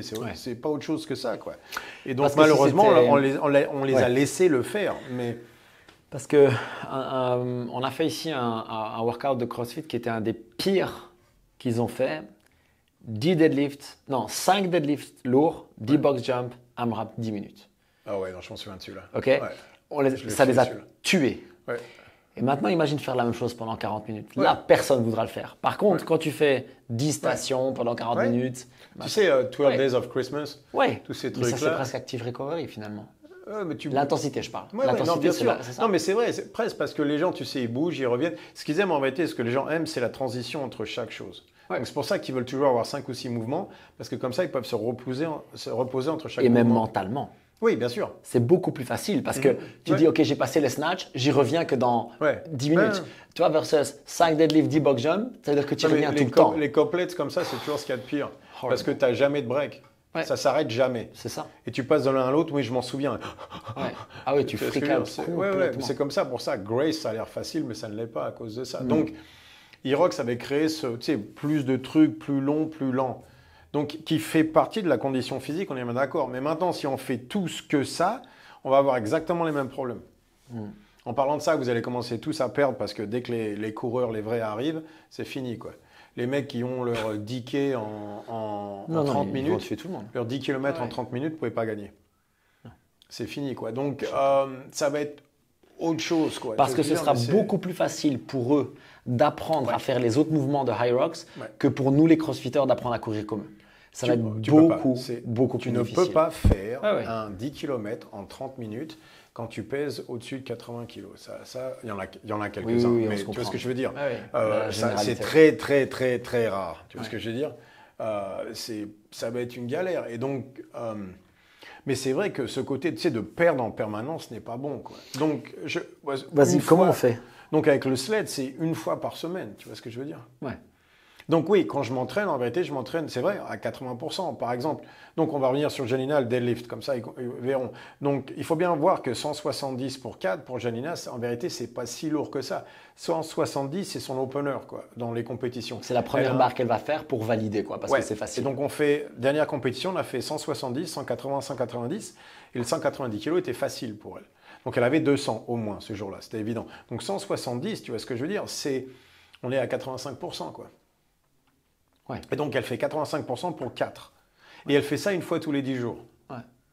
Parce que récupération, Et à chaque fois, elle récupération, gagne. récupération, Et à récupération. chaque fois, elle gagne. Oui, et à chaque fois, en attendant, le deadlift continue à monter. Aujourd'hui, elle a fait un yoke carry à 220 kg. 15 mètres, 15 mètres. Ça a calmé tout le monde. Ça a je peux calmé te tout le dire. monde parce que tous les autres étaient en train de ramer au même poids. Parce qu'il faut juste représenter, c'est que Janine, elle est très forte, elle n'est pas très lourde par rapport à nous. Elle fait 69 kg. Voilà, et donc quand elle prend le yoke à 2,20 et qu'on la regarde tous comme ça, on dit quoi? Il y a des gars là-bas qui prennent pas 200, ils sont pas bien. Ouais, ils n'aimaient pas. Franchement, Ils n'étaient pas marrant. d'accord. Mais c'est comme le deadlift de hier à 160, donc vous ne pouvez pas le voir. Mais ce qui a impressionné tout le monde, c'est qu'elle a fait, 50, elle a fait monter à quoi? À 90, et après elle a fait 110, 140, 160. Et chaque répétition était la même, avec la même vitesse, tout était pareil. Rien n'a changé. Et donc ça, les gens ne comprennent pas parce que en vérité, c'est ça qu'on bosse. C'est que chaque répétition est la même. Le setup est le même. On arrive vers la barre de la même manière. On lève de la même manière. Mentalement, on reste exactement. Donc, elle a fait 160 pour 2. En parlant de ça, elle en avait 4, au moins, répétitions, probablement 5. Sans problème. Sans problème. On aurait pu monter à 170 pour 2 sans problème, mais on est resté à 160 pour 2, alors qu'elle en avait 4 ou 5. Pourquoi? Parce que ça fait 2 mois qu'elle n'a pas fait de sumo et parce que je n'ai pas besoin de plus que 160. J'ai eu le stimulus que je voulais, voir si l'entraînement qu'on est en train de faire en ce moment marche. Et de toute évidence, ça marche parce que j'aurais pu lui dire 170, vraiment sans problème. Mais ça n'était pas le but de la session. Je n'ai pas besoin de ça pour l'instant, donc on ne va pas le faire. Je voudrais aller exactement dans ton sens en fait. Quand tu dis j'ai pas besoin de ça, je pense que le problème qu'on a en CrossFit, c'est que on pense sincèrement, je pense que c'est pas. Ils pensent sincèrement qu'ils ont besoin de la rep de plus, de la minute de moins, tout le temps. Oui. Et c'est pas vrai en fait. Mais la question c'est pourquoi? Oui, alors voilà, mais parce que maintenant ce qu'il faut c'est des solutions. C'est dire, ok, pourquoi vous perdez tout le temps? Vous perdez tout le temps parce qu'en fait, comme tu le dis, comme il n'y a pas de what does success look like, à quoi ressemble la victoire, le problème c'est que c'est toujours plus. Il faut aller plus. Parce que en fait, tu pourras toujours trouver un workout de CrossFit qui va te buter. C'est pas compliqué. Viens, moi je t'en donne un. Ouais, Hélène. Tu vois, tiens, je te l'écris là. Voilà, tu mets un peu plus lourd. C'est pour te cartonner tous les jours, c'est pas dur. Tu peux le faire. Mais donc le problème, c'est qu'ils vont. Exactement. Oui, mais alors ça, ils comprennent pas. Parce le but, c'est le progrès. Voilà. Donc, ce qu'on veut, c'est dire non, non, non. Aujourd'hui, tu fais Hélène, par exemple, avec la condition que tu sentes tes fessiers sur chaque wall ball. Un truc comme ça. Ou, ok, par exemple, tu déplaces la victoire. J'ai fait Hélène en dessous de 8 minutes. Ah, j'ai confondu Hélène, je parlais de. Oui, pardon, je parlais de l'autre. Pareil. On va parler d'Hélène. Parce que Hélène, je l'ai fait en dessous de 8 minutes. Ok. Donc, la première fois que je fais Hélène, donc je suis en mon entraînement de strongman, je le fais en 14 minutes 32, je m'en souviens encore. Ok. Ah ouais, à la fin, c'était. Après du strongman, oui, j'imagine. Ouais, non, mais de toute façon, non, mais c'était ma phase de strongman. Oui, donc tu devais être lourd. Mais non, mais j'étais lourd quand je l'ai fait en dessous de 8 minutes aussi. Ah ouais? Ouais. Okay. J'étais à 235 à chaque fois, donc toujours à 107, 108 kilos. Mais les pull-ups et tout ça, c'était. Putain. Bref, je le fais en 14 minutes 32, donc j'arrive. Ok, donc. Non, ça ne marche pas comme ça. Donc, je vais faire un round de Hélène toutes les 5 minutes. Donc, un round de Hélène, c'est 400 mètres run, 21 kettlebell swings, 12 pull-ups pour ceux qui. Tous les 5 minutes. Toutes les 5 minutes. 3 ou 4 fois ou... Non, 3 fois. 3 fois. C'était Hélène, quoi. Okay. Et je l'ai fait en 12 minutes 30. Ok. Je me suis dit, attends.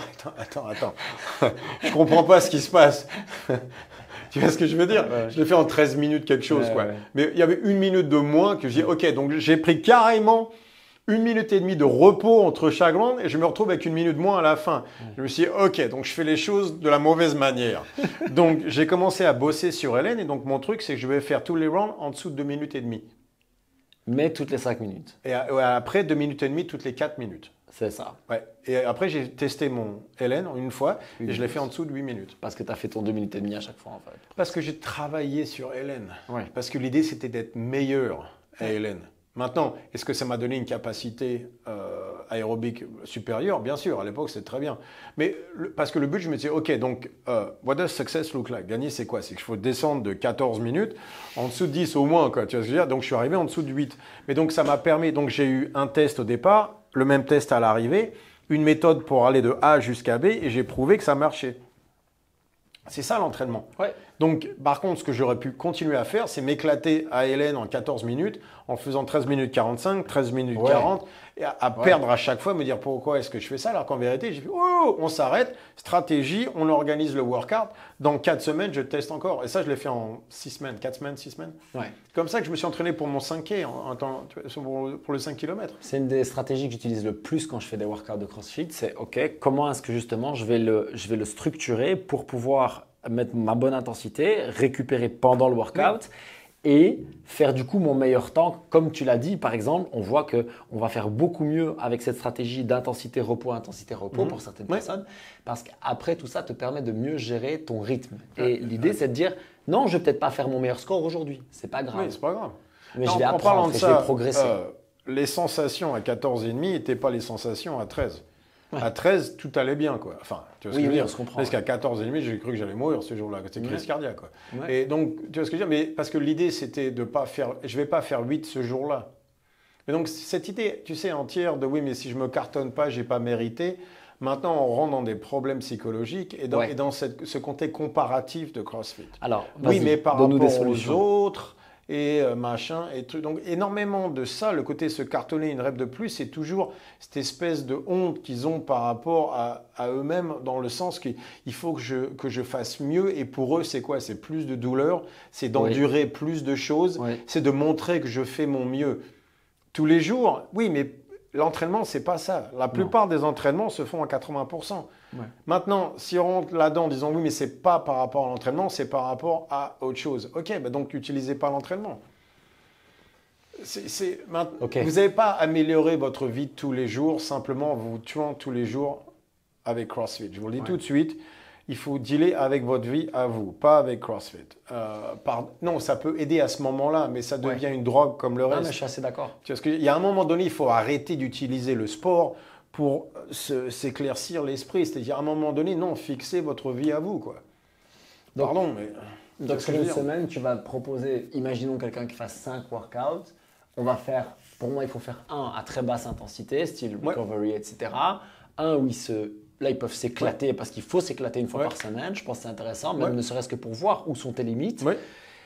80% le reste, tranquille. Les 3 autres sont à 80% et tout va bien. Travaille sur tes transitions, travaille sur ton skill, travaille sur ta respiration, progresse en fait. Mais là, on en revient à, ça c'est un truc dont je parle beaucoup ici dans les coachings, c'est est-ce que tu es en état, est-ce que tu cherches un résultat ou une progression? Oui. À quel moment, c'est un peu exploration versus exploitation, c'est quand est-ce que tu veux progresser, quand est-ce que tu veux performer? Et à l'entraînement, tu dois… Exactement. Tous les X temps, mets-toi un challenge et ça, tu performes. Le reste, progresse. Ça existe pour ça, les compétitions, quoi. Faites une compétition, donc en faites pas 12. Faites une compétition, mais en même temps, quand vous faites une compétition, préparez-vous. Le problème maintenant que tu vois ça avec CrossFit, maintenant les mecs ils faisaient des compétitions toutes les 3 semaines. Oui, donc tu n'es jamais préparé. Non, là ça devient comme un loisir, quoi. Voilà, mais en vérité c'est ça. C'est que CrossFit est un loisir. Et c'est normal. À moins que vous ayez au CrossFit Games, je ne vois pas l'intérêt d'en faire un sport professionnel. Donc c'est un loisir, donc traitez-le comme loisir. Mais en même temps c'est un loisir, mais comme c'est comparatif et il faut le mettre sur Instagram et machin, les mecs ils se cartonnent en disant « Oh, regardez ce que j'ai fait ». Oui, on va regarder, mais donc tu as sué beaucoup, c'est très bien. Mais est-ce que tu fais des progrès? Parce que sinon, vraiment, on va s'entraîner dur tous les jours sans faire de progrès. Combien de temps vous allez durer comme ça sans que ça commence vraiment? On sait qu'après 2 ans, on en perd beaucoup à cause de ça. Oui, parce qu'à un moment, il casse, quoi. En parlant de ça, s'il n'y a aucune récupération et c'est tous les jours à donf, peut-être que ça va marcher pendant 6 mois, 1 an, mais le problème, c'est que l'entraînement, ça ne dure pas 2 ans, quoi. L'entraînement, c'est une vie entière. Et en parlant de ça, quand j'ai dit que je voulais revenir à mes numéros d'il y a 10 ans, j'ai commencé ça il y a 2 ans et demi. Je te l'ai dit à un moment donné, c'était il y a plus de 2 ans maintenant. J'ai dit, ok, je reviens. Donc ça m'a pris 2 ans pour revenir. J'ai dit, mes numéros, ils ne sont pas revenus au bout de 6 mois. Hein. Je vous le dis tout de suite, ça m'a pris 2 ans pour revenir. Parce que j'avais arrêté trop longtemps, la structure n'était pas là. Et je vais dire, donc ça s'est bien passé les 3 premières semaines. Tu vois ce que je veux dire? Au bout de 3 semaines, je me suis dit, ouf, ok. Ça va être long. Tout d'un coup, j'avais mal partout en me disant, ah ouais, donc je suis capable de m'éclater une fois de temps en temps, mais c'est une fois par semaine. Tout d'un coup, j'ai essayé de m'entraîner 3-4 fois par semaine. Et au bout de 3 semaines, et mal partout. Et tout d'un coup, tous les poids ont descendu de 20% parce que je me suis dit, je ne peux pas le faire, j'arrive pas. Là, au niveau de la récupération des soft tissues et tout ça, il n'y a plus moyen, quoi. Et donc, je me suis dit, ah ok, donc oui, ça va être beaucoup plus long. Et donc, j'ai eu une phase où ça a monté, puis j'étais coincé. Il n'y avait pas moyen de passer cette phase-là, quoi, parce que maintenant, le travail commence. Est-ce qu'il n'y a pas ce problème, je vais aller exactement dans ce sens-là, est-ce qu'il n'y a pas le problème dont on a beaucoup parlé avec JB ici, où en fait, quand je veux progresser en CrossFit, je suis très court-termiste, quoi. Je suis très le workout de demain, les pull-ups de la semaine prochaine, tu vois. Et versus, ok, non, en fait, je veux progresser en CrossFit, je vais me donner 2 ans. J'ai 2 ans. Dans ce cas-là, je suis moins stressé. Chaque workout, tu comprends? Si j'ai 5 workouts par semaine pendant 2 ans, ça fait 260 à peu près, fois 2, ça fait 520 workouts. Je peux me dire, non, prends-le bien celui-là. Mais si c'est tout le temps, demain, après-demain, machin, tu vois la pression. CrossFit, c'est construit d'une certaine manière.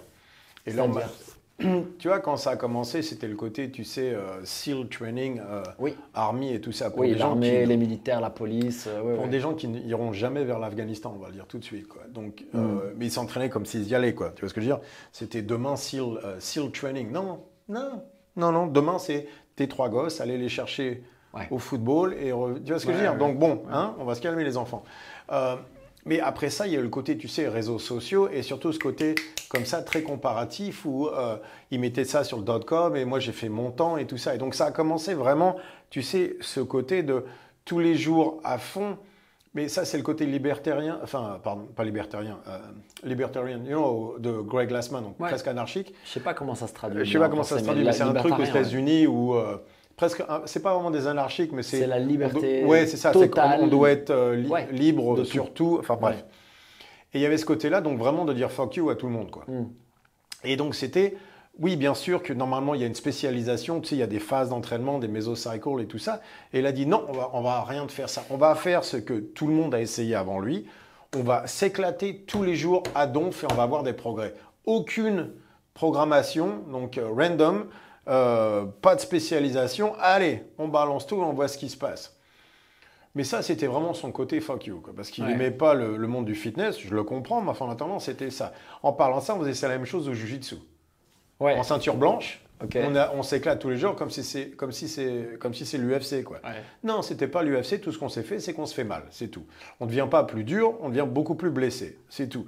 Et donc, ils ont fait ça au CrossFit. Ils sont allés et donc ils ont pris des gens qui étaient soit des athlètes pour lesquels ça n'avait pas marché, tu sais, collège ou professionnel.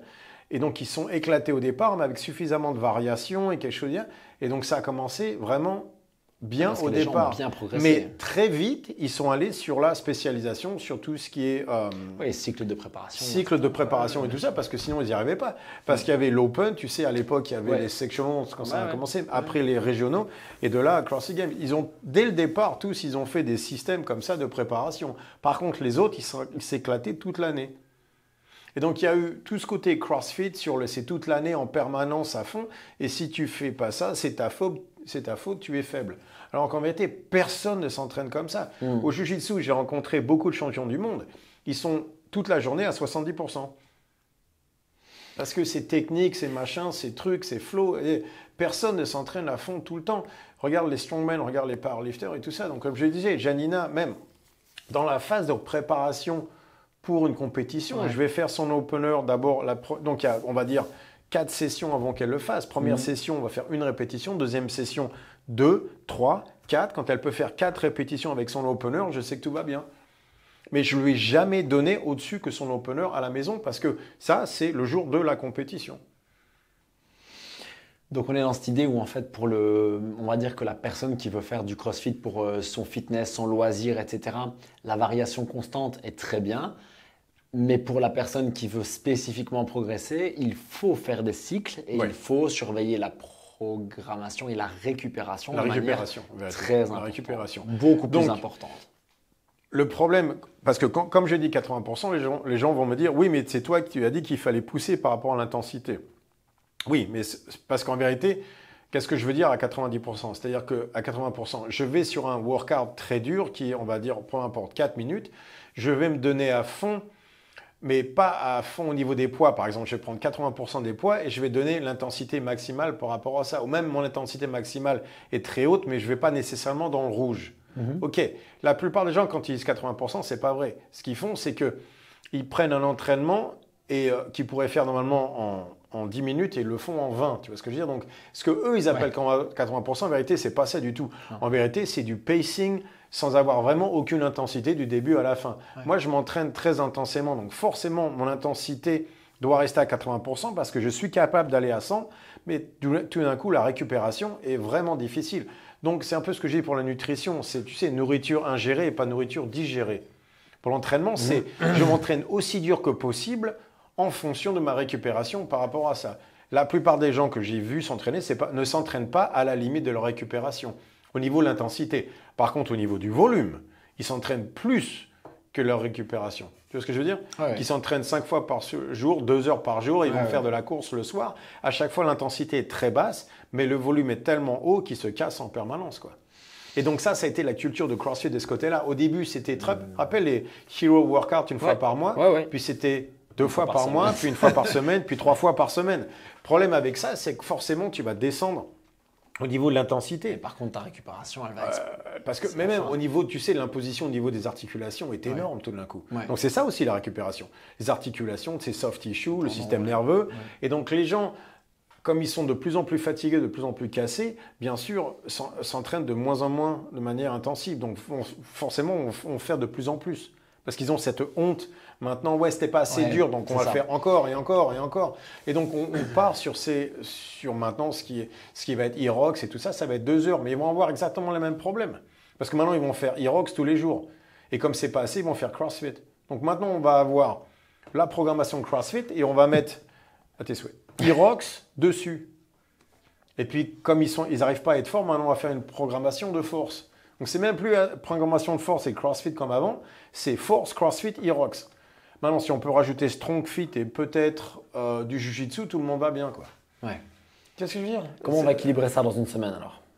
Donc, on en revient à ce qu'on disait. Il y en a un qui est Active Recovery, donc ça peut être Irox, tu vois, pas trop dur. Ouais. Un qui va être Strong Fit, donc très dur, très intense. Et le reste, ça va être 80%. Style CrossFit Workout, quoi. CrossFit Workout, 3 fois par semaine, tu vois ce que je veux dire. Mais on y va en fonction de la récupération. C'est-à-dire, donnez-vous dans le truc, mais sur genre, pas sur 3 heures. On va y aller, un LN, par exemple, on va reprendre LN. OK, donc, votre LN, c'est 10 minutes. OK, donc on va avoir une phase de 4 mois. On va essayer ou 2 mois, peu importe, d'arriver à une 9 minutes 30. Ouais. Tu vois ce que je veux dire? Donc, allez, donnez-vous sur LN, parce que croyez-moi, le cardio, c'est LN, quoi. C'est quand même le meilleur workout par rapport à ça. OK, essayez d'avoir 30 secondes en moins sur LN. Donc, ça va vous forcer à bosser soit sur la course, ou est-ce que vous perdez du temps sur la course, sur les pull-ups. Ça va vous permettre de travailler sur vos faiblesses de manière à arriver à un test qui vous montre, qui est LN, qui vous montre si vous avez raison ou pas. Donc, moi, j'aimais beaucoup les idées de round comme ça, parce que ça me permettait de taper plus fort le prochain, donc de vraiment de monter ma capacité. Every machin avec du repos, c'est très intéressant. Parce que pour le niveau de l'intensité, c'est très très bien ça. Mais donc l'idée, c'est de monter l'intensité en fonction de sa récupération. Mais la récupération se fait intensité, mais aussi par rapport au volume. Donc descendez le volume, montez l'intensité, honnêtement. Mais à 80% par rapport à certaines choses, de manière à pouvoir avoir une récupération qui me permet de m'entraîner le lendemain. Ouais. Mais vous n'êtes pas à 80%. Donc c'est ça, quand les gens se disent à 80%, ils pensent 80% de là où ils sont en ce moment. C'est ce que je veux dire. Il y a une vraie confusion entre l'intensité et la fatigue en fait. C'est-à-dire que si je fais un AMRAP 20 minutes, où je fais 5 deadlifts, 10 box jump, 15 kettlebell swing, je vais faire ça pendant 20 minutes, je vais être explosé, crevé, fatigué. Je ne voudrais pas le faire pendant 20 minutes. Ça va être dur de récupérer. Ouais. Mais ton intensité réelle n'est pas si haute en fait. Non. Tu vois, non, ça va faire mal, c'est tout. C'est ça. Ouais. Mais ils confondent. Parce qu'ils sortent de là, ils sont, tu sais, exertion. Éclaté. Voilà, c'est ça, genre, bah oui, tu m'étonnes. Bien sûr. Ouais. D'ailleurs, tu as une dépense énergétique qui est telle que tu vas avoir beaucoup de mal à en récupérer. Voilà, en vérité, c'est ça. C'est intensité, dépense énergétique, ça n'est pas la même chose. Ouais, c'est exactement ça. Parce que je pense que c'est comme ça qu'ils définissent l'intensité. Je suis d'accord. Parce qu'aujourd'hui, si on parle calories, par exemple, on n'a rien brûlé aujourd'hui. Ouais. Mais l'intensité, elle était incroyable. Pas pendant l'entraînement, on va le brûler après. Ouais, mais parce en recovery. Je veux dire, tu vois, si on prend la séance en tant que telle, tu n'as pas l'impression d'avoir brûlé 4000 calories. Non. Mais tu es lessivé, quoi. Ouais, pendant 2 jours. Ouais, probablement. On se réjouit. Donc, par exemple, aujourd'hui, c'était vraiment dur. Est-ce que je ferais ça toutes les semaines? Non. Maintenant que je sais que je suis arrivé à 340 et j'aurais pu faire le 360, j'ai plus besoin de faire ça. Donc, je vais réduire de nouveau et faire plutôt, tu sais, Anderson squat. 15 mètres, Anderson squat, 15 mètres, donc 5 répétitions, les trucs comme avec Janina avec son 170, quoi. Par exemple. Répéter. Ouais. Répéter avec la même qualité. Parce que je n'ai pas besoin de 340 pour avoir un stimulus qui me permet de grandir. J'ai besoin de 280, c'est intéressant ça. Peut-être. Ouais. Est-ce que j'ai besoin d'aller à 95% pour progresser? Non. Non, travaille à 80-85, tu vas très très bien progresser. En fonction du mouvement, par exemple. Mais bien sûr. Des deadlifts à 80% pour 4 répétitions, c'est toutes les 2 semaines, quoi. Avec la qualité, avec les fessiers, avec les abdos, avec la contrainte qui va avec. Non, puis même, là, si tu te le... Donc, comme les gens, tu sais, un deadlift qui est tellement bas, qui peuvent dire « Oh, moi, je peux faire 98%, 5 by 5, toutes les semaines. » Bah oui, moi aussi, je pourrais le faire à ces poids-là, quoi. Mais dès que tu commences à soulever des poids un peu lourds, il n'y a plus moyen de le faire. En plus, il faut bien comprendre quelque chose, c'est que si un programme donc, me donne des résultats, même programme, mais tous mes poids ont augmenté de 10%, ce n'est plus le même programme. Parce que maintenant, la récupération est complètement différente. Sur ton système, ça n'est plus le même programme. Différent. Parce que maintenant, tu as ajouté 10%, c'est autre chose le programme maintenant. Il est passé de 1 à 12. Je pense à une athlète qu'on a ici, donc elle a une 50aine d'années. Elle est fittest woman in Belgium dans sa catégorie depuis 2 ans, donc c'est plutôt stylé. Ouais. Et franchement, elle est très forte et elle est très mentalement, tu vois. Ouais, Elle en bien sûr. va, Ça, tu j'en vois, suis voilà. sûr, ouais. Mais il y a un truc qu'elle ne mesure pas, c'est ça. C'est que Le progrès. quand elle a commencé il y a 4-5 ans, C'était il y a elle 5 ans. pouvait faire 5-6 sessions. Mais maintenant, elle snatch autant, elle clean autant, elle fait Ouais. des chest to bar. Tu peux plus Tu t'entraîner peux autant. plus t'entraîner autant. Non. Tu as 50 ans. Ouais. Tu vois, donc, Mais parce qu'elle a fait des progrès, ouais, elle pense qu'elle devrait pouvoir faire plus. exactement. Oui, plus de poids, mais pas plus de volume. Exactement. Parce qu'au même poids, elle pourrait faire plus. Mais avec des poids plus, elle doit faire C'est moins. ça, si on lui prend son Ouais. workout d'il y a 3 ans, elle peut le défoncer. Elle Exactement. Peut, oui, Mais c'est mais pas avec comme ses ça qui poids de regarde. maintenant. Oui, mais c'était il y a 3 ans. Maintenant, C'est je suis ça. beaucoup plus forte. Oui, Oui. mais maintenant, c'est plus le même workout. Et je suis d'accord, on est beaucoup plus fort, ok, mais la récup est beaucoup plus dure. Ça prend du temps, Ouais. c'est de l'énergie. Et c'est 5 ans après, en plus. Oui, Et donc, c'est ça. Les Et choses, t'as vieilli de ça- 5 ans. Mais en plus, je la comprends. Non, c'est pas vrai. Mais ouais, quand même, c'est vrai. Quand même un peu. C'est un peu vrai, quand même. Donc, il y a des trucs qu'il va falloir modifier en permanence. Mais à l'arrivée, donc, comme elle fait des compétitions, elle le sait. L'idée, c'est d'être meilleure l'an prochain de manière à pouvoir Exactement. gagner. Mais donc ça demande un test. Donc la plupart, je pense que les gens ne comprennent pas la différence entre construire et tester. Ok. Je vois ça énormément au niveau Ouais. du cardio. Dès que tu vas envoyer quelqu'un courir, surtout CrossFit, il se cartonne à chaque fois. La capacité cardiovasculaire ne se fait pas en test, il se fait en construction. C'est-à-dire que la plupart des mecs, les zones 2, ils sont jamais à fond. Parce que quand tu vas à fond, c'est autre chose qui se passe, quoi. Tu perds ta manière de respirer correctement, c'est autre chose. C'est pour ça que le LN a marché tellement bien, parce que je pouvais récupérer de manière à pouvoir la donner dans le prochain round. Ouais. Tu vois ce que je veux dire? Et j'ai commencé à réduire les temps de repos. Tu vois, tu commences, mais de manière à pouvoir un temps pour Hélène meilleur. Mais donc, je ne l'ai pas fait simplement en m'éclatant sur Hélène chaque fois. Ouais. Donc, un test et construire ne sont pas la même chose. La plupart des gens, quand ils font un truc de CrossFit, c'est un test. Ce n'est pas une phase de construction. Parce que si tu leur dis construire, tout d'un coup, c'est chiant, c'est ennuyeux, c'est boring, c'est pas... Oui, mais je préfère y arriver, m'éclater à chaque fois. Ouais, je mets tout ça sur Facebook et tout le monde est content, quoi. Ouais. Ils préfèrent arriver du côté, oui, mais maintenant, il faut penser, je ne veux pas penser. Oui, mais donc tu ne veux pas t'améliorer. C'est pas grave. Et donc pourquoi est-ce qu'on fait tout ça? Donc si tu ne veux pas t'améliorer, tu n'as pas besoin de faire 3 workouts par jour non plus. Non. Tout va bien, quoi. Ouais. Donc maintenant, si tu veux voir les abdos, ok, mais donc maintenant, c'est une autre conversation. Parce que CrossFit, oui, ça va te permettre de perdre du poids, sécher et tout ça, mais ce n'est pas le but principal de CrossFit. Non. Donc, on en revient toujours, what does success look like? Tu vois ce que je veux dire, c'est toujours quel est l'objectif réel, ouais. Qu'est-ce qu'on fait? Et on va construire là-dessus. On va construire jusqu'au test. Ouais. On va faire les deux. On va construire et tester. Oui, si tu veux voir tes abdos, on part de maintenant, on voit dans 3 mois où on en est.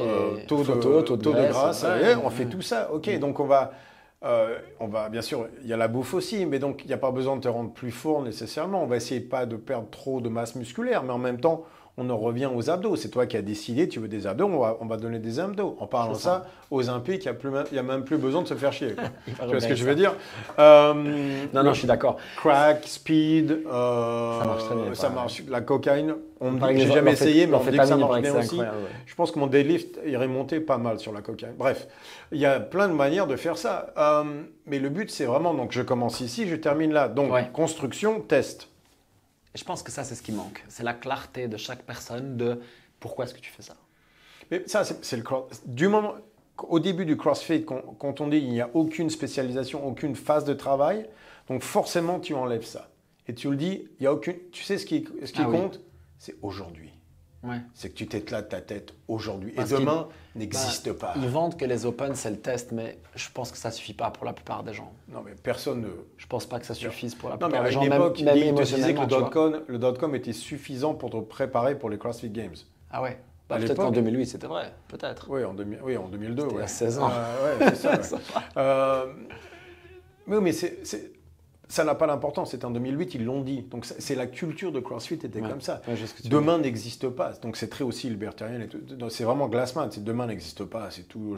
En plus, tu mets ça sur Facebook. Tu sais toutes ces quotes sur Facebook. Demain n'existe pas. Et donc tout le monde adore ça. Et puis tu as besoin de te dire que tu n'as aucune responsabilité par rapport à l'entraînement. Il n'y a aucune conséquence par rapport Il y a ça aussi. Aucune conséquence par rapport à mon entraînement. Oui, alors que si je vais m'éclater aujourd'hui. Je ne pense pas demain. Demain n'existe pas, il n'existe qu'aujourd'hui, donc je veux faire mon max aujourd'hui. Alors que ça ne marche pas. Donc à un moment donné à un autre, il faut bien voir que ça ne marche pas.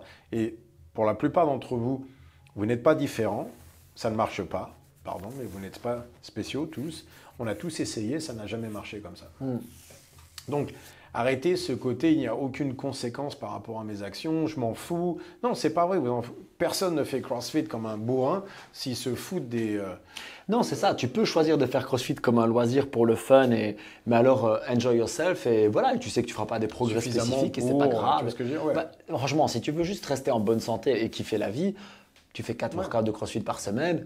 Il n'y a pas besoin de plus, hein, honnêtement. 3 et aller jouer avec les gamins. Oui, voilà, c'est ça que je veux dire. Ouais, exactement. Ce que je veux dire. Exactement. Au lieu de faire le e-rock, tu vas te balader tu vas faire un foot avec les copains. Oui, ou aller te balader dans la forêt ou un truc comme ça. Et c'est très bien. Mais t'attends pas à faire un snatch à 80 kilos. Ou d'avoir, tu sais, les épaules, les abdos, les machins, les trucs. Oui, ça. Tu vas pas ressembler à Tia Toomey, on est bien d'accord. Mais finalement, on s'en fout. Chacun fait ce qu'il veut, quoi. Tant qu'il est, tu vois, mais le problème, c'est ça, c'est de ne pas être aligné avec ça, en fait. C'est de dire, je veux ça, mais en fait, je vais m'entraîner comme ça. Non. La plupart des gens s'en foutent. Et honnêtement, ils devraient s'en foutre.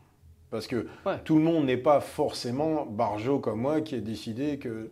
C'est pas grave, je le fais, donc j'ai pris votre rôle, je le ferai pour tout le monde, vous inquiétez pas. Ça ne va pas passer tout de suite, donc je peux faire ça pendant au moins 20 ans.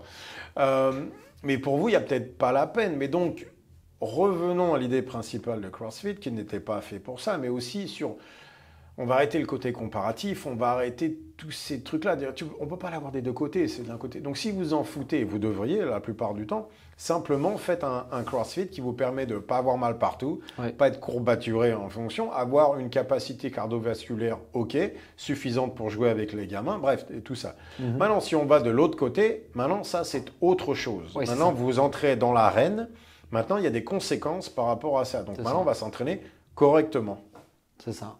On ne peut pas faire les deux. Arrêtez d'essayer d'avoir les deux. Le côté, oui, mais regarde, j'ai le physique, j'ai le machin, les trucs, ta tête va exploser dans 5 ans. Tu vois ce que je veux dire? Dites, la plupart, ça se voit, la plupart des athlètes maintenant de CrossFit, elles sont mariées jeunes, tu les vois, parce qu'il y a une stabilité que ça leur donne, parce que c'est une vie qui est vraiment dure. Dis, c'est une vie et puis en plus, elles ne peuvent pas bosser, donc elles sont en coaching un peu, mais... Quand tu t'entraînes comme ça, pour la préparation, pendant 3 mois, tu vas pas aller bosser le week-end. Enfin, dans la journée, tu vois ce que je veux dire. Tu vas faire du coaching ici et là, mais c'est une vie qui est très dure. CrossFit, c'est toute l'année presque et tout ça. Donc maintenant, tu les vois. Et celles qui ne sont pas mariées ou qui n'ont pas une situation familiale très stable, c'est très dur. Hein. C'est Mallory Bryant, tout ça, ça commence à... c'est une vie très très spécifique. Rappelle David's Daughter, Catherine, quand elle était avec Bergeron, elle avait quoi, 24 ans, elle n'avait pas de chien, pas de boyfriend, et elle vivait avec maman et papa et ses frères. Les Bergeron. Voilà, maman et papa et les frères à la gym, quoi. Et elle sortait pas, c'était gym, maison, gym. Donc, en parlant de ça, non, pour une femme de 24 ans, c'est pas une bonne idée. Bref, elle a été championne du monde. Voilà, deux fois. Deux fois. Et donc, il y a un prix à payer, on est bien d'accord. Voilà, donc est-ce que vous voulez payer ce prix-là? La plupart des gens vont dire non, j'ai une famille, j'ai des trucs et vous devriez. C'est ça. Et donc, cool, quoi. Mais comprenez bien que même nous qui sommes des barjons, on reste quand même à s'entraîner d'une manière intelligente, la plupart du temps à 80%. Et ici et là, boum! Mais parce que 80%, je disais, oui, mais moi je fais 80%. Non, c'est pas vrai. Parce que Rich Froning à 80%, croyez-moi, c'est très impressionnant. Tu vois ce que je veux dire? Et donc à chaque fois, ils utilisent, quand j'ai 80%, ils utilisent ça à chaque fois pour dire ouais, c'est ce que je fais. Non, vous n'êtes pas à 80, c'est pas vrai. Ouais, fais 80% de ton vrai 100%. Mais ça, c'est donc une fois par semaine. Donc c'est 3 fois par semaine. Mais maintenant, il y a 7 fois là où il faut vraiment s'éclater. Ça, ils ne peuvent pas le faire. Quand ils vont vraiment donner 100%, non, parce ils en sont incapables. Il n'y a pas de jus derrière. Ils sont toujours à 80, mais jamais à 100. Oui, moi je suis à 80 la plupart du temps, mais quand je vais à 100, par contre, c'était aujourd'hui. Je vais le sentir demain matin. Tu vois ce que je veux dire? Donc c'est ça la différence. Mais donc, tester à 100, 80%, on construit. Mais vous n'êtes pas en train de construire, toujours pareil. Ça se voit. Chaque workout, on les voit perdre. Ils en sortent en disant donc, vous n'avez pas fait grand-chose non plus. Donc maintenant, c'est une guerre de volume. Tu vois ce que je veux dire? Soit tu n'as rien fait, soit tu as perdu. Soit on va trouver maintenant, tu t'es entraîné, tu as progressé, tu as gagné. Et tu sais quand est-ce qu'on gagne? À la compétition. Quand on fait des progrès. Quand on progresse. Quand on progresse, c'est ça, gagner. Et ça ne se fait pas à l'entraînement. Tout d'un coup, on fait un test, on dit « Ouh, ça marche bien ». C'est ça, gagner. Ouais, je ne peux pas me tester 3 fois par semaine. En parlant de ça, c'est pas facile de gagner. Non. Facile de perdre. C'est pas facile de gagner, c'est du boulot, c'est beaucoup de boulot. C'est un système de vie entier. Ouais, et ça crée une pression incroyable parce que ça veut dire aussi que tu t'entraînes peut-être 3 ou 4 mois pour essayer de gagner et peut-être perdre quand même. Et ça, c'est mentalement, c'est très difficile. Oui, c'est ça que je veux dire. C'est très difficile. 2 ans, je ne savais pas si je pouvais y revenir ou pas. Et si je m'étais arrêté à 90%, je donne 2 ans vraiment de boulot énorme, en plus au milieu de tout le bordel là, de Strong Fit, et j'arrive à 90%. Et qu'est-ce qui se passe? Je me dis quoi, je suis vieux maintenant? Non, je refuse. Mais en attendant, il y a 1 an et demi, je me suis dit ok, mais j'ai accepté parce que c'était ma faute, je me suis arrêté. J'ai triché sur mon truc, parce que tu sais, si on fait les voyages, les machins, bref, j'ai toutes les excuses du monde. On est d'accord. Aucune qui valent, de toute façon. De toute façon, ce ne sont que des excuses. Il faut quand même amener le yoke de là à là. Ce ne sont que des excuses. Donc, à un moment donné, j'ai dit, ok, donc on va arrêter ces conneries-là. J'étais là, on va revenir. Qu'est-ce qu'il faut? Je le fais. Au bout de 6 mois, je me suis dit, ouais, all right, ok, maintenant, il y a un prix à payer pour tout ça. Je n'ai pas fait ce qu'il fallait. Maintenant, il y a un prix à payer. C'est-à-dire que l'année prochaine, je pensais qu'1 an et demi serait suffisant, pas 2 ans et demi en parlant de ça. En 1 an et demi, ça va être bien dur, quoi. Et ouais, j'avais raison. Mais ça a marché. C'est ça le truc, ouais. Tu tapes la tête contre le mur, tu vois ce que je veux dire? La porte, elle s'ouvre doucement. Hein, enfin, en vérité, non. La porte, elle s'est ouverte il y a 2 mois. Quoi. Puis un coup, boum, tout a monté. Ouais, on a vu tes noms, voilà. Ouais, tout a monté comme ça. J'ai commencé à aussi manger plus. Il y avait des trucs par rapport à ça, parce que je voulais garder les abdos, ça n'a pas marché. Non. Mais je pense qu'honnêtement, en strongman, c'est pas possible. Tu peux pas être à ton pic de force et avoir tes abdos. Tu sais que c'est comme ça que je me suis niqué la dernière fois. C'est pour ça que les compétitions, j'y arrivais plus et tout ça. C'est que j'essayais de garder les abdos toute l'année. Ça m'a niqué à chaque fois, ça. Non, c'est pas. Ça marche pas, ça. Puis surtout pour moi, tu sais, ma femme est très sèche naturellement et tout ça, mais c'est pas mon cas, quoi. Sinon, probablement, je serais pas aussi fort que je le suis. Oui, il y a les Pujanovski, mais c'est vraiment pas moi, quoi. Donc bref, j'ai commencé aussi à me dire non, c'est pas grave, 107, 108, 110, naturellement. Donc je mange même pas beaucoup, mais c'était naturellement, quoi. Au moins, je faisais attention. Et tout de suite, les choses ont commencé à monter, mais vraiment, il y a eu un clic. Et, finalement, ça revient. Je l'ai senti revenir. Ouais. Vraiment, je pouvais commencer. J'avais perdu l'influx nerveux comme ça. J'arrivais plus à le trouver. Ouais, tu n'avais probablement pas assez de jus en fait. Ouais, c'est ça. Et puis, au niveau, tu sais, de la structure, tu n'es pas suffisamment forte. Donc, mon système me disait non, parce que quand je vais y aller et je vais me blesser. Et donc, à chaque fois, tout est redescendu, quoi. Mais tu vois, ça, c'est un truc dont j'ai parlé aussi au séminaire. Et je dis, tu vois, moi, j'avais des problèmes avec les hip flexors, donc les flexeurs de la hanche pour le L-sit, etc. Et je dis, ben voilà, j'ai travaillé sur mon L-sit. Je me suis dit, ça viendra quand ça viendra. Je dis, ça m'a pris 8 mois. Voilà, ça m'a pris 8 mois. Et les gens, ils n'en reviennent pas en fait. Mais je dis, ouais, mais le problème, c'est qu'à 35 ans, je ne pouvais pas faire un L-sit. S'il te plaît, à 35 ans, je n'avais jamais réussi à faire un L-sit. Je dis, à un moment donné, c'est bon, tu vois, pour un sportif, il faut, voilà. Et donc, l'idée, c'est que soit je reste toute ma vie sans savoir faire le L-sit, soit ça prendra le temps que ça prendra. Si c'est 8 mois, c'est 8 mois. Et en temps, ils peuvent rigoler, mais tu as un L-sit maintenant. Exactement. Et maintenant, on est 3 ans plus tard et j'ai mon L-sit quand j'ai envie. Tu vois, et voilà, parce que j'ai fait le boulot. Voilà. Donc une fois que tu l'as, tu l'as. Le problème, c'est que les gens ne voient pas ça. Donc, c'est la notion de progrès, de succès, toujours. Je crois que c'est vraiment le problème, c'est la notion de succès. Définir. À chaque fois que je demande à mes clients What does success look like, c'est une conversation qui commence avec 20 minutes et après ils me disent toujours OK, je te rappelle. Ouais, parce que c'est pas clair. On va en parler et c'est fascinant. Je sais avec qui je peux bosser et qui je ne vais pas pouvoir travailler parce que ceux avec qui je ne peux pas bosser sont incapables de me répondre. Ouais. À chaque fois, ils me donnent l'exemple de quelqu'un d'autre. OK. Je veux ressembler à ça. Oui, il m'envoie un truc, ils disent oui, mais ce mec-là, il fait ça, ou lui, il l'a fait. Qu'est-ce que ça veut dire dans ta vie? Ils me disent ouais, mais moi, je veux ça, ça, ça et ça. Je dis, qu'est-ce que ça veut dire dans ta vie? Non, ça, c'est pas possible. Donne-moi ton truc et on parle de là. Et il m'envoie un mec qui a fait ça et ça. J'ai dit oui, mais c'est pas, pardon, mais c'est pas toi. Peut-être que lui, il est doué et toi, you suck. Tu vois ce que je veux dire? Et ouais, moi, je suis pas bon en statique. Oui, il y a un mec qui s'appelle Jamal Brown qui a un sumo deadlift à 500 kg.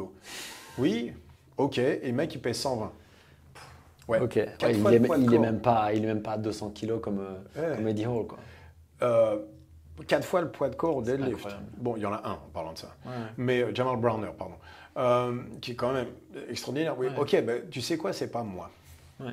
Donc, en attendant, où est-ce que mon deadlift à moi, il est, et on va essayer de progresser, tu vois ce que je veux dire, des trucs comme ça. Mais la notion de succès, c'est quoi? Donc, le deadlift ou le strongman, il y a un moment donné aussi, il va falloir choisir. Et renoncer. Forcément, c'est un trade-off. Si tu choisis ça, c'est que tu as renoncé à ça. Et ça, ils peuvent pas. Je suis d'accord. Donc, à chaque fois, ils me disent, oui, mais moi, je veux ci, et ça. Ou des trucs genre, tu sais, je veux être champion de jiu-jitsu. Il y a vraiment une gym qui est bon. Là, je vais être champion de jiu-jitsu dans X années. J'y mettais une ceinture blanche. Ouais. Tu sais même pas si tu aimes le jiu-jitsu. Tu sais pas si tu es bon au jiu-jitsu. Pardon, mais on va le savoir dans 2 ans. Mais dans 2 ans, on le saura aussi. Et si tu n'es pas bon, tu n'es pas bon. Tu ne seras pas champion du monde, je peux te le dire. Tu seras ceinture noire, peut-être bien, mais jamais. Dit Tia Toomey, ça se voyait assez vite quand même. Qui n'était pas mauvaise. Je suis d'accord. Ça se voit assez vite. C'est comme Fraser qui arrive à ses premiers games, qui fait 2e. C'est comme le Barjo là-bas qui délivre 190 kilos. Tu vois ce que je veux dire? Oui, c'est ça. Ça se voit assez vite quand même. Je dis, le Yo Carry, on ne le bosse pas tout le temps. Il a quand même. Elle fait 220. Ça, 220 à 70 kilos, c'est world class. Parce que c'est plus que les nanas, les pros à 73 kilos font en compétition. Elles font 210, la dernière fois que j'ai regardé. Ouais, non, c'est pour ça. Mais c'est pas vous, quoi. C'est celle là-bas, quoi. Bref, ça se voit assez vite. En parlant de ça, pour le sprint, ça n'a pas marché. Elle n'avait pas le truc. Elle était très rapide. Pas assez. Ouais, c'est ça. Tu sais, très rapide en Hollande, peut-être. Mais même pas au niveau top Hollande, tu vois ce que je veux dire. En junior, en senior, elle n'avait pas. Ils lui ont dit quand elle avait 16 ans, elle ne voulait pas l'entendre à l'époque, mais à 16 ans, elle a dit non. C'est dur à entendre à 16 ans aussi. Mais enfin, c'est dur à entendre à 40, il semblerait, parce que les gens n'arrivent pas à me donner. Le pire, je pense, ce sont les hommes à 30, il semblerait, parce qu'ils n'arrivent pas à me donner une notion de succès. Non, mais alors ça, moi je suis un peu dans la tranche, et honnêtement, le problème c'est qu'à ce moment-là, tu veux encore tout. Oui. Tu veux encore tout en même temps. Oui, mais moi, à 30 ans, je te l'aurais dit. Je t'aurais dit, je veux être fort, je veux être bon basketteur, je veux avoir des abdos, je veux machin. Et puis en fait, non. Il va falloir faire des choix. Oui, mais au moins, tu étais bon basketteur. Parce que la plupart, je suis en train de leur demander, oui, mais vous ne l'avez jamais eu, ça. Aucun de tous ces trucs-là. Vous voulez commencer maintenant et tous ensemble. Ouais, non. Non, attends, c'est quand même. Il va falloir un truc d'abord. Ok, mais si tu avais 12 ans, je comprendrais. Mais si tu me dis, oui, mais maintenant, je veux jouer à la NBA. Je dis, oui, mais tu as 38 ans maintenant, ça va être un peu dur quand même. Moi aussi, moi j'ai mais j'abandonne pas mes rêves. Ok, mais en même temps, je vais faire un marathon et avoir un deadlift à 400 kilos. Je dis, ok. Oui, ça aussi, les hybrid athlètes. Malheureusement, je ne vais pas pouvoir t'aider. Mais j'ai un copain là-bas qui... tu vois ce que je veux dire? Il y a What does success look like? Donnez-moi simplement le test, c'est quoi? Même une compétition, mais quelque chose. Et j'arrive jamais à avoir un exemple précis de ce qu'ils veulent. On va proposer aux gens qui sont sur YouTube d'écrire en bas, pour ceux qui sont toujours là maintenant. What does success look like? Je suis vraiment curieux. Pour moi, je peux vous donner exactement les numéros. Dites-nous dans les commentaires. Et je voudrais expliquer un truc par rapport à ça. Ce n'est pas un objectif, parce que le but, ce n'est pas 800 pounds sur le Yo Carry en vérité. Le but, c'est de prouver, c'est de valoriser le système que j'utilise. C'est ça le vrai succès. C'est ça en vérité le succès pour moi. Donc si j'arrive à 800 10 ans après, ça prouve que le système que j'utilise est correct. Donc ils vont dire oui mais ta génétique, oui ok mais donc la génétique de quelqu'un de moindre ça serait 700. Ok mais il avait 700 il y a 10 ans donc c'est pas grave. C'est la même chose. Je prouve qu'en en train de passer de 40 à 47 pour 3 ans, le système, et vraiment j'étais descendu, le système me permet de revenir. Donc le système marche correctement. Donc ce n'était pas d'arriver à 800, c'est comment j'arrive à 800 qui pour moi était important. Et le succès pour moi c'était ça. Je veux m'entraîner correctement d'une manière suffisamment dure pour pouvoir revenir à des niveaux de force que je ne juge pas faibles. Moi, pour moi. Et donc c'est mon succès à moi, c'était ok, mon système, mon succès, j'arrive ici. Ok, je l'ai fait, je me suis prouvé que je ne suis pas... une bitch, quoi. C'est ce que je veux dire, c'était ça. Mais ok, on va voir. Ouais. Mais ça n'a pas besoin d'être le vôtre, mais c'était le mien. Définissez ça dans les commentaires, il va falloir Yeah, don't be a bitch.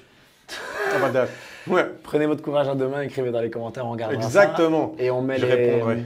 On met les prochaines dates des séminaires parce qu'il y a des nouvelles qui arrivent, on les met dans la description. Ouais, en parlant de ça, aussi, donnez-nous des dates pour les séminaires, genre août, septembre, des trucs périodes, comme ça. Des périodes. Des périodes, ça serait bien parce que août, avec les congés payés et tout ça, vous bossez tous en France en août ou Parce qu'il y a pas mal de Français, donc vous travaillez en août, je m'en souviens plus. Mais, Ok. Les flemmards là-bas. Ça y est, on essayait de se faire des copains et Julien, comme d'habitude. C'est tough love, c'est tout. Merci à tous. À bientôt. Bye.